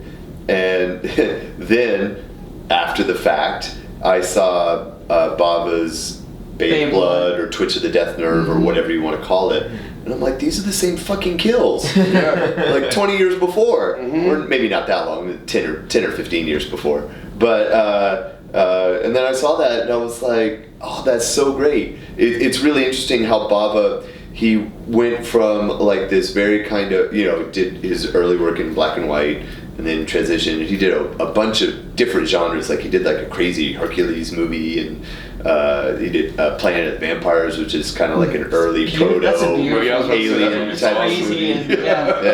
But then he ended up doing like this hardcore slasher movie with gore, shocking gore at the time, and then it was ripped off by Friday the 13th, which is probably one of the most iconic. I mean, there's not many more iconic franchises in any genre of anything than Friday. But Friday the 13th is a ripoff anyway. Oh, absolutely. Absolutely. Friday the 13th is a blatant ripoff of Halloween, and then for Part 2, they blatantly ripped off Mario Bava. So there you go. Why not rip off the best? Yeah, exactly. Plagiarism is the most sincere form of flattery. That's right. Is that how that goes?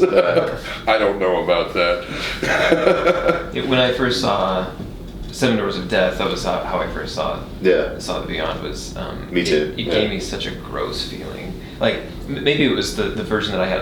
I bought it on DVD, and maybe it was like the reel that they pulled it from. Right. But it looked like someone had rubbed Vaseline all over it. It had this real gauzy feel, and it just made. And then it's like set in the South, and I got this like really humid sense, but it made me feel sick watching it. Yeah. And then there's that scene with like the maggots or whatever, like the little mealworms that like all through. I was like, I can't fucking finish this movie. It's not. It's making me physically sick. But then I followed through and watched City of the Living Dead, and I was like, I'm going to be sick watching this film. The puke scene. Well, yeah, Fulci is not a good director. He's only as good as his cinematographer.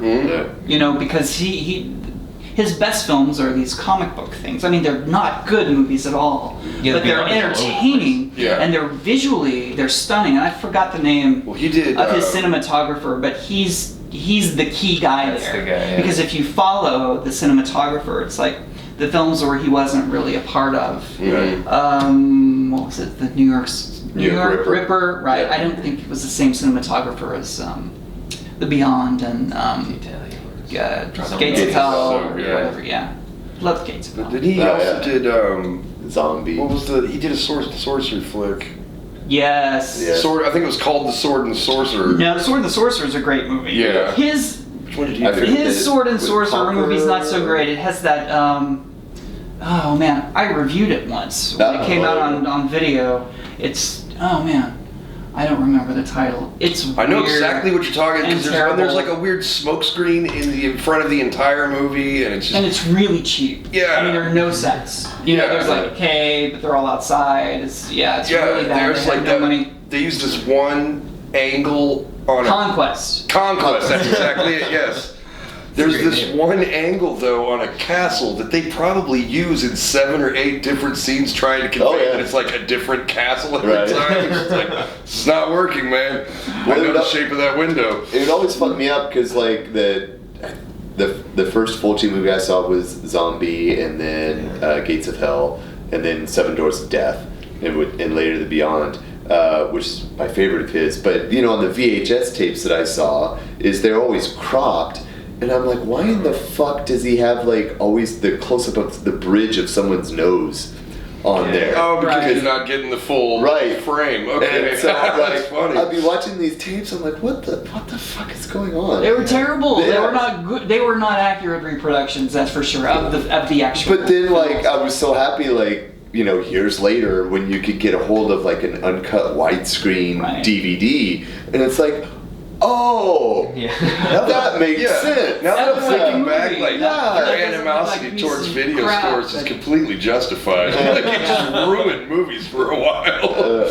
Before they started But those were the formatting only. crap. That was the only way. You know, you could see a lot of those films. Oh, yeah. You know, I saw all the John Waters films because. Oh yeah. You know, but still, I mean, that was not a great way to watch. No. You know, especially those Italian movies where They were it's so really good. all about Oh, the framing. Oh, yeah. You know, I mean, that's half the movie. That's Yeah. the storytelling. Yeah. Because everything else is, you know, nothing. There's Yeah. no story. Yeah, you know, you're watching it on It's a little dubbed. box TV, and it's a little cropped Yeah. cassette, and it's like, well, this is kind of lame. Like, I don't know, and you know, 99% of the time they've recut it anyway, so it additionally doesn't make sense. And you know, you're just watching this, and it's not till later it's like, oh shit. Or you know, you'd hear back in the day in like Fango or just like from Friends or whatever. It's like, oh, they cut out like 5 minutes of gore out of this. Oh man, how do you get a hold of that? You know, it's like you'd have to hunt, you Yeah. know, and order like a third generation dupe out of a back of a magazine, Yeah, and, like try to get it and stuff like that. That's how I used to get wrestling tapes Yeah. too, man. That's ridiculous. You had to, there wasn't like the you weren't a casual fan of that type of thing. Mm-mm. You were Yeah. all in like hunting video stores for like hard to find shit. You know, it's like I remember being amazed when I finally came across Deep Red. Just because like I could never find Deep Red in my local video store in That was Oklahoma. You know, Actually, it's how I like- felt about Zombie is I had heard of it, and I had so many friends that were just like, "Oh, this is one of the craziest movies ever," and then I just stumbled across it on VHS at a flea market, and I picked it up immediately, and it was terrible. It was in horrible condition. I had to sit there at the tracking button the whole fucking time, and it was still great. Yeah. There's something that like, and I'm gonna sound real old here for a minute. But there's something that, like, I look at my son, and if he wants something, he types it into a search bar, and Right. it's just in It's front of just his face. And I'm like, right. dude, you have no idea what it's like Yeah. having to talk to, like, a Vietnam veteran with an eye patch and one arm about, Right. like, you have to talk to him about esoteric porn for 2 hours so you can talk to him about the thing you wanted to fucking find. Right.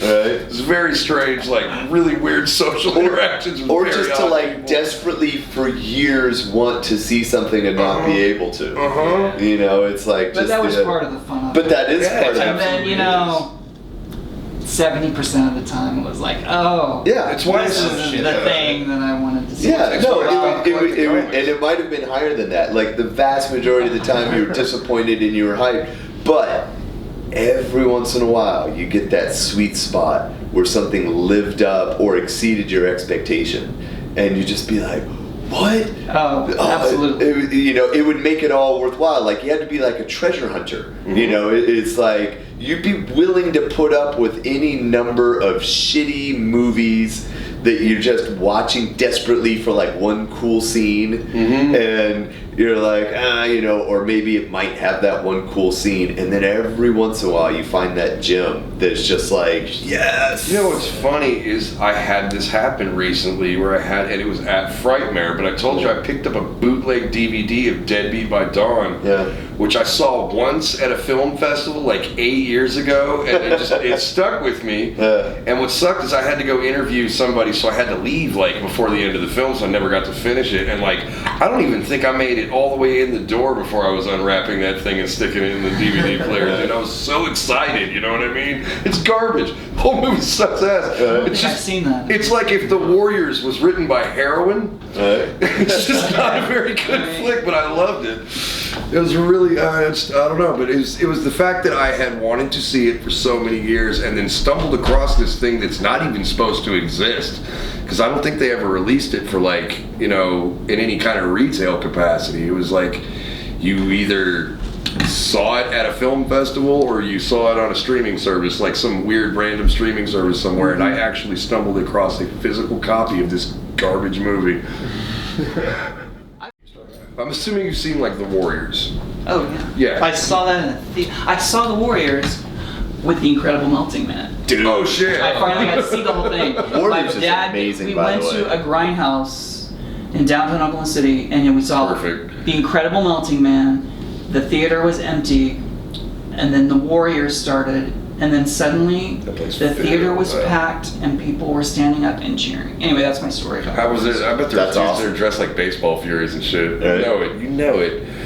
I was a baseball fury one Halloween. I love that movie so It's much. a so good. great story. It's one of my Walter Hill, favorites. like I love so many of his movies. Oh, he's a great director. Oh, that. Very, Saul Yurk was a eclectic good author. stuff. Yeah. The guy that did the graphic novel, it was just fucking amazing.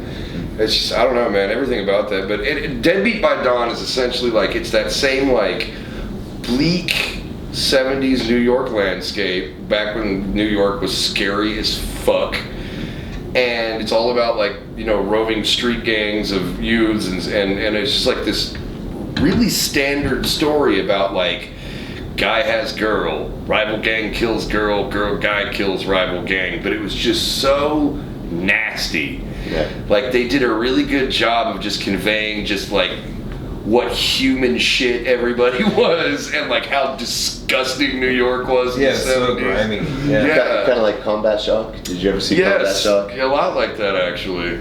Combat Shock was like a I've heard of it. late 70s, early 80s New York movie, like very New York, a lot of thick New York accents. And it was released by Troma, but it wasn't a Troma movie. It was like a Vietnam vet by way of Taxi Driver. It's just basically kind of like a day in the life of a Vietnam vet that is going insane and he ends up killing the people around him. And it's not like super well done. It's the acting is pretty amateurish in spots, but it's just so relentlessly downbeat and grimy that it's Yes, effective. that's exactly how Deadbeat by Dawn is. It's So it's totally worth checking out because it really does kind of capture just total bleak despair. and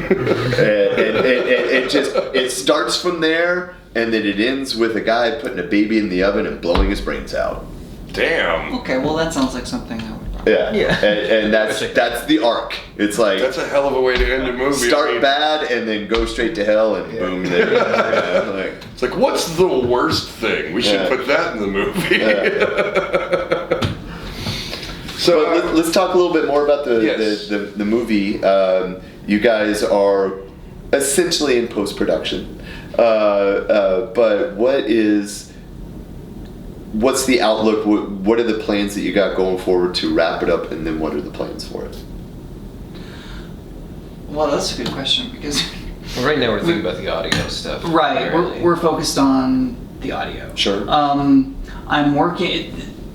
All of this is new to me because I've made a lot of short films, but I've never really worked with a group of people and Yeah. had to because I've done everything myself. You know, Sure. I've shot my films, I've sound. The shorts that you've done, like typically, like what are their lengths? Like 5 minutes or something like that, or? No, these were long shorts. I mean, the Okay. shorts that were too long to like play in a festival. You know, my first Okay, short okay. was like half an hour. Okay. You know, these were That's not long. that's a pretty long Yeah, short. but You did play one at Texas Theater, didn't you?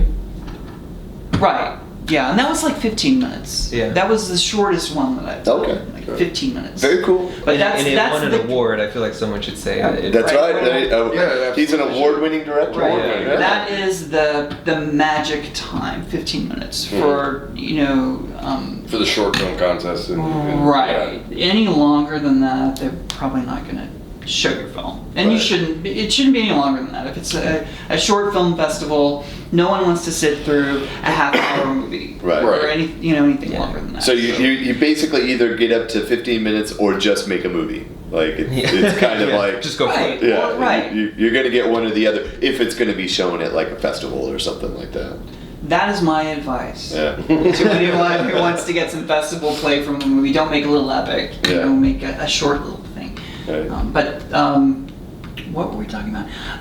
I have had to work with other people. Other technical. I mean, you have a crew. They're right. Yeah. There's a cinematographer. There was a lighting person.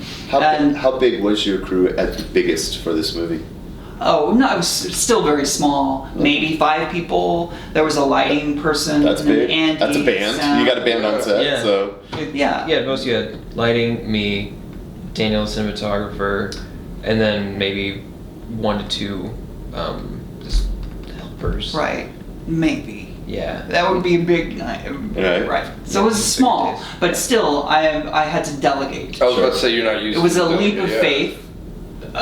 Most of these people I didn't know. I could imagine if I had worked so long on my own and knew, because you knew how your process, you know what I mean, like that. It's not that stressful because you know exactly how you're going to tackle it.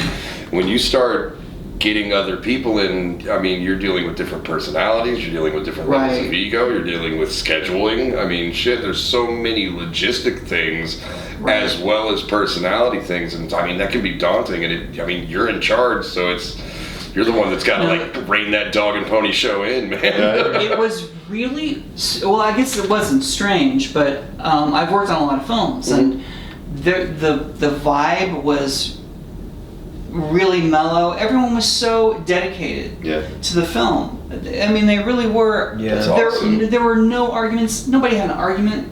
I mean, everyone was. And this was a micro-budget film, so I mean, I was paying the actors, but almost nothing. Right. And a lot of the people were just working on the film. I mean, I see this as our film. We're not getting paid. I mean, we're making this because we love this thing that we're you're doing your thing. Yeah. Right. But other people, I mean, Lisa Lafayette, Mhm. she worked for free. I mean, That's amazing. she liked the script. People liked the script, so they wanted to be a part of it. And you know? people who didn't know either of us liked the script and wanted to be involved. Like, it wasn't just a thing of like, oh, these are our friends and they're being supportive. It was like people that we met because this thing There was like, this is a existed. cool vision, I want to be a part Yeah. of this. That's Yeah. awesome, man. Right. You probably have something special. Well, if We'll the see. making of the film is any indication, I mean, really everyone was very dedicated, and the lead actress, Bridie Marie Corbett, who's incredible, and who went out of her way. I mean, she had to work on her own wardrobe. I mean, we had makeup, but it was Right. sort of like the wardrobe was a collaboration. Right. Because we didn't have a wardrobe department. So, I mean, she was very dedicated, and she, we had to make a list because we're not shooting a film in order, I mean, she had to help remember, a lot of the costume. Yeah, for continuity and stuff like that. Continuity, we didn't have a continuity person, so, Right. Yeah, we all pitched in on we that. took a lot of photographs, but everyone was very dedicated and so nice. Yeah, and You there know? were some really, really late nights, and everyone was cool. Yeah. When you're working, That's cool. I find when I'm Yeah. working on something that I'm like excited about, that those late nights don't even fucking matter. Like, I do a little bit of voice acting on the side. I have a blast doing it, but I mean, I'll spend 8 hours in the booth. It'll feel like 20 minutes if I'm into, like, if I'm into what I'm doing. Right. Exactly. I mean, then that wasn't a problem for me. Mm-hmm. I mean, I was on, but you know, it was tiring. Mm-hmm. You know, trying to like, you know, keep up, you know, and try to keep the energy up. Yeah. But it wasn't. When I got these actors together, these people who were professional actors, you know, I wasn't working with friends in front of the camera. These were professional actors. When I got them together, there wasn't a lot of directing involved. Right. You know, we read through the script, they knew what it was, essentially, we talk about it, but there wasn't a lot of rehearsal time. I mean, there usually isn't in a low-budget film anyway. Right. But I remember the first scene where there were a lot of people, and I was like, okay, I'm gonna, you know, be able to like really direct these people, and we're gonna have a conversation. Right. And they just started talking, and they were all in character and doing exactly what I would have asked them to do. Right. So it was a really unique situation. It probably will not happen again. You know, I will make another movie, Right. but it will not go this smoothly. Right. Right. It doesn't normally happen that way. But it was just, it was very charmed. So who was the diva on set? Who was the diva on set? I don't know who was the diva. But, you know, the cinematographer, Daniel Franken, he was probably the only, I mean, he wasn't a diva, he was incredible. And he's actually in the film as well. He's a really good actor. Probably gave himself the best lighting. Really good cinematographer. He shot Lake Fear 3. Okay, I've seen all of the Lake Fear flicks. Okay. Oh, wow. They're all right. But I mean, Well, cinematography But is it looks good. good. I watched Lake Fear 3, and it was shot really well. I mean, that's what I will say about it. Right. He did a great job. And You can but, I only mean, I'm polish a turd so much. Yeah. well, I could tell that the cinematographer was making the right decisions. You know, whoever shot it did well, and I could tell they didn't have a lot of money. Right. But I mean, I liked the way that it looked. Yeah. And so he really wanted to shoot this film as well. So anyway, he wasn't a diva really. I mean, he's kind of a smart ass. I'm just. Daniel is a smart ass, and you know. The fact that you had to he- think about it means nobody really was. Yeah, No. I mean, we I would actually- I have think that's words legit. about a shot, but I mean, it wasn't ever like you have to shoot it this way. I believe Yeah, they that were you, good if you conversations. had an actual diva, you would have answered way quicker. You would have Sally sounds a bitch. Yeah. Or we wouldn't really. I mean, we wouldn't. But yeah, the arguments, if they were even that extreme, were always about a creative decision. It wasn't like this power struggle. It was like, well, I think it should be like this for this reason. It wasn't political. It was meant to enhance the product. Yeah, right. It was always That's with, great. like, the best interest of the thing. Right. So it never felt like there's no animosity, and no one like left the set feeling weird. It sounds like you guys had a really positive experience on Yeah, set. and That's it was awesome. surprising. We really did, and I was sad when we stopped filming, and so were a lot of other people. You know, they would email me and say, "Oh, I wish we could be shooting a bit more." I feel like I should be there right now. Right. Yeah. But the good thing is that most of the people who are in the film, they're going to come back and contribute some audio. Yeah. Cool. So there'll be an interesting sort of. No reunion. It wasn't written that way, really. It was written for one specific person in the film to come back and do audio. Okay. That was in the script, but we're gonna have pretty much everybody come back and like contribute some voices, just so that there's an interesting, That's you know, awesome. Yeah, make it a little layered element. Yeah. Yeah. That's another thing that a lot of people I don't think would realize, and this is true with any creative endeavor, is the deeper you get into it, like, it changes. Like, it's an evolving thing. Like, while you're like, it's very rare that you are holding the final product in your hand on the first day, you know what I mean? Like, is it like script-wise or even conceptually? Oh, right. Well, that's why it helps, you know, that's why I prefer auteurs. I prefer movies that were directed by the writer. You know, I get that. I'm with you. Animation's the same way. The animation. You remember in the '90s when animation just kind of hit like this really weird golden era stride? Like all the WB studios were killing it, Nickelodeon studios were killing it. It's because they kind of switched, and instead of letting producers write these cartoons, they started letting the actual animators write these cartoons. So these guys weren't just, being told what to draw. They were telling the story as they were drawing it. And I mean, I think that's why that shit was so good. And I don't know, it's when you kind of... no, had a point, lost it, totally flew out of my fucking head. no, I think But back to what you were saying is that the film does change, and there is the script version of what you write, Right. and then there is the version of what you're shooting, which is usually different, especially if it's a low budget movie, and then there's the film after it's edited, because it becomes something else in editing. Editing is such a huge component to storytelling. From what I've been told, because I know dick about making films, but I mean, from what I've been told, like that is one of the most important components. Like the editing is where the final story is told. Right. But it helps if you're making this low budget movie and you're the director and you've also written it. So you're going to make this change. It's a pretty huge change because you can't get the thing that you need. You can't go to the location.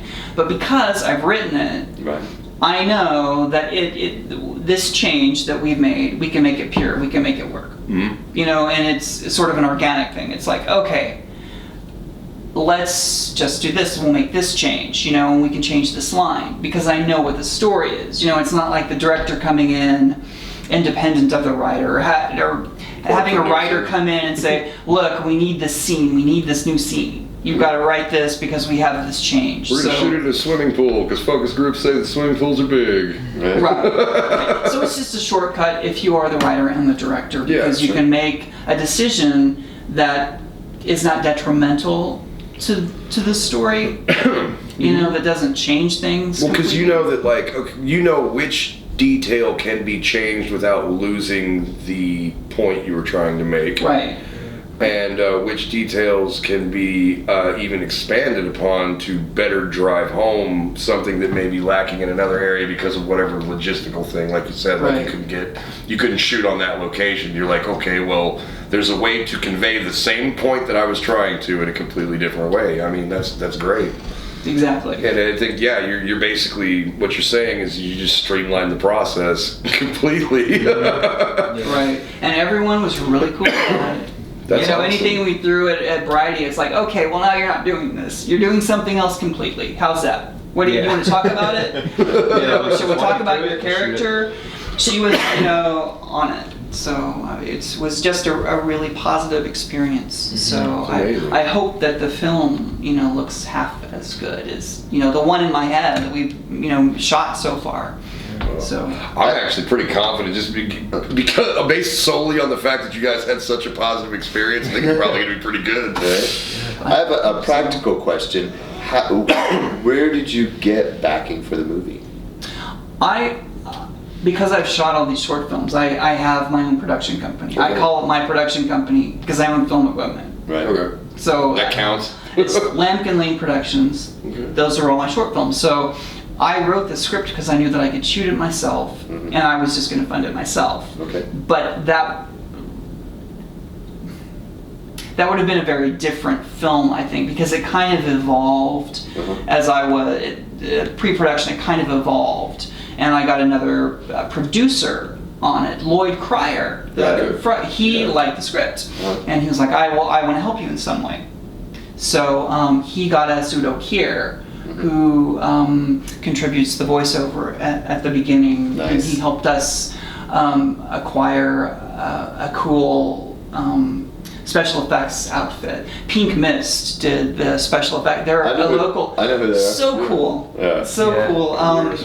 Andy and I've known Emma. Andy. Andy and Emma. Andy and Emma. I've known Andy Aerosmith since I was 9 years old. I've known that guy forever. They were so great. He's so talented. He's And amazingly talented. We had like this budget. I sent him the script, and I don't know how he got it, but I guess I sent it to him. I don't remember what the conversation was, but I said, "This is our budget, and these are the effects that we have to have. Can you do that?"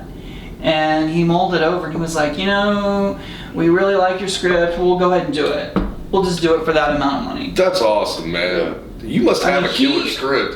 Right. I want to see this damn thing. It wasn't good enough for Tom Savini though. Right. What?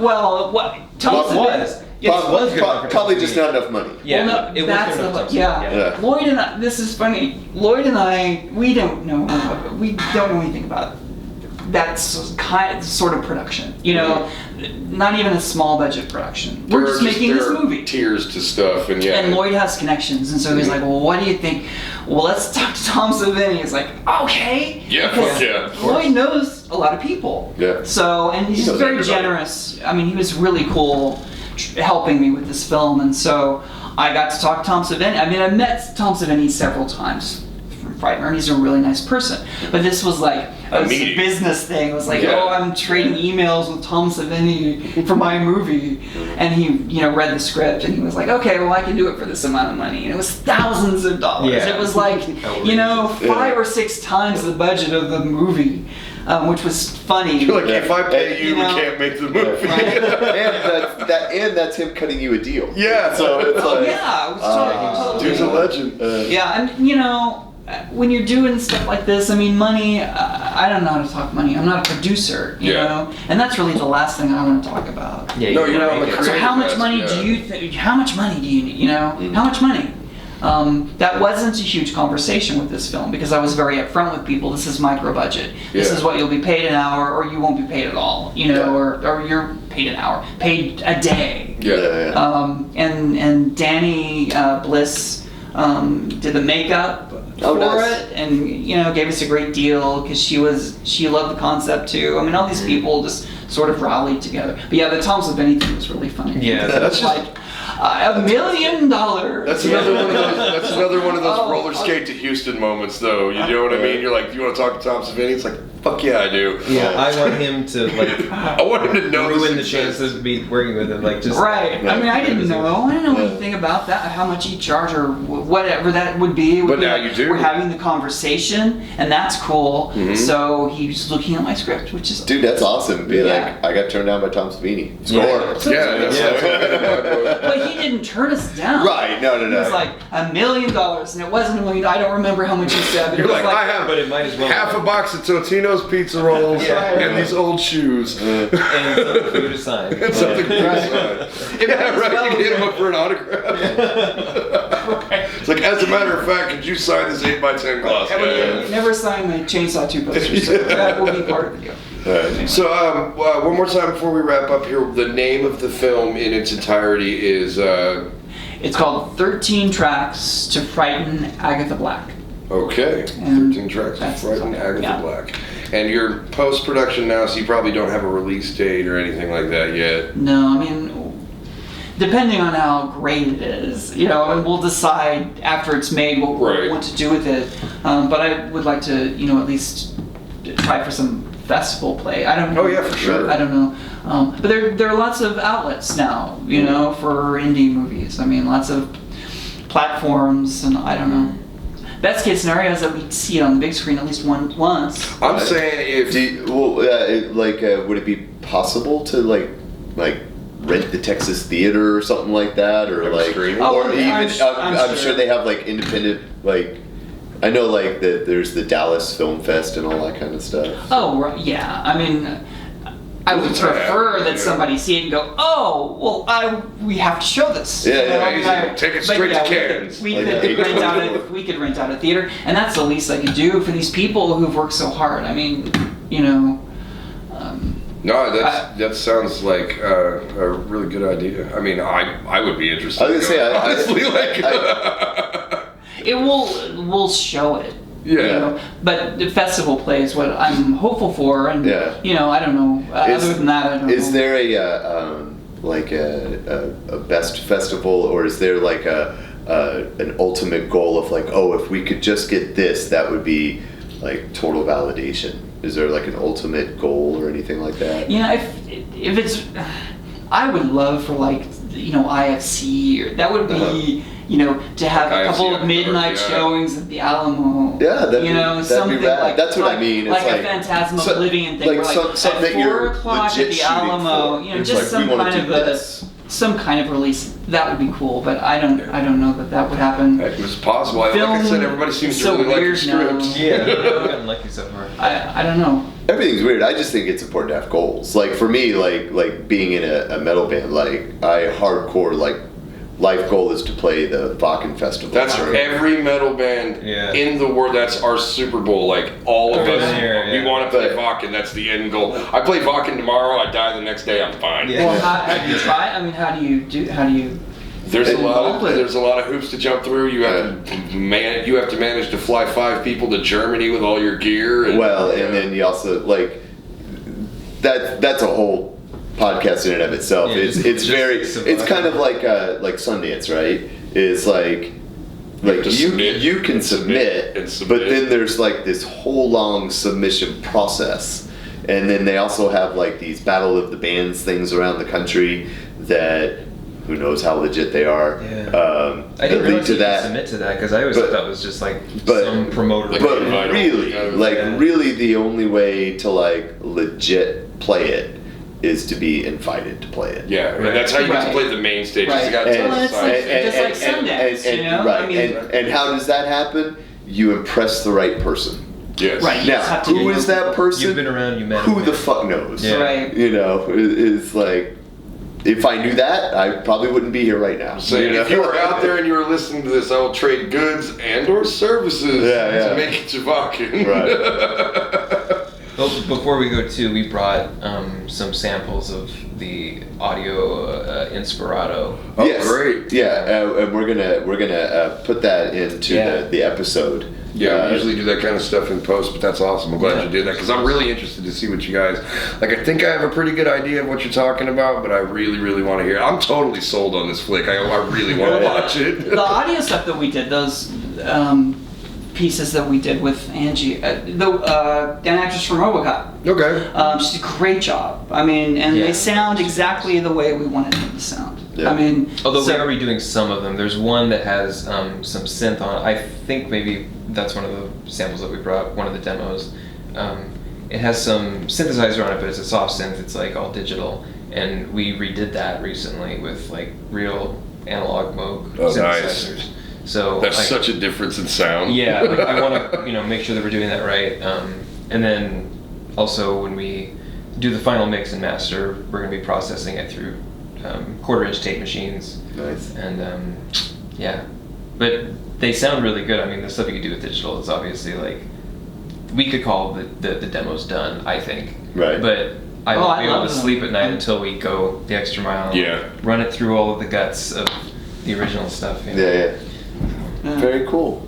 Very cool. Well, guys, thank you so much for coming out tonight. Absolutely. We greatly for having appreciate us. it. This is fun. And we cannot wait to see the movie, and we would definitely love to have you back after you get the movie out and get some feedback and tell us how it feels after it's done. Because now you're in the middle of it. So Here I know at it's Warlord hard. Radio, if you make it to an episode and you come out and actually do an episode of it, we will pretty much plug your shit indefinitely forever. Well, that's our goal. That's our measurement. That's our measurement of success. If we can come back and we Oh, we're doing the soundtrack album too. We're gonna release an album with the stories on it. Oh, So perfect. So that'll be something else to sell. Yeah. Yeah, I will buy that. That totally sounds like something I would Yeah, buy. when you I come love back, shit like bring that. bring copies, and we'll buy them. We'll buy them, and you can sign them for us and all that kind of good stuff. So, but thank you guys so much for coming out, Bradley, Andy. It was wonderful talking to you guys, and just best of luck. Is there any way,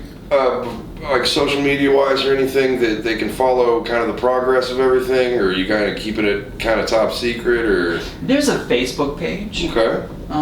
That has some photos on it. I mean, We'll have it's the a link little to that early Yeah. to in do the that, episode. Right. but everyone needs to have a social media presence. So we started one, and we've been posting photographs. But I mean, it's not. It's not in full force yet. Until the movie's finished, it's not really. I don't know why it exists other than Social media sucks. None of us like using it. Nobody likes using it. It literally is our job to utilize social media, and we just fucking hate it. Yeah. So it's just kind of a necessary evil. What's there? All right. It's a Facebook page. We'll include that in the episode so people can check that out. And then as we find out more, we'll be sure to plug anything that you guys do on our site and stuff like that. So. So we really appreciate you guys coming out. This has been fascinating. You are our first filmmakers on the show. So That's cool. Okay. Well, it was fun. Hopefully not the last. We've had Bigfoot hunters, band members, mediums, psychic mediums. Yeah, we had a psychic medium out here. Oh, okay. I just like talking photographers. to people that interest me. Like we've had kind of a eclectic group. That we talk to, and that's kind of what we're aiming for. It's just kind of like people doing weird, interesting shit. So you guys definitely fall in that category. Nice. So Cool. Happy to be there. Thank you so much, and we will talk to you guys later. Thanks. Fuck Barbie curtains. I was wondering if you were sign off. gonna do I it. almost forgot.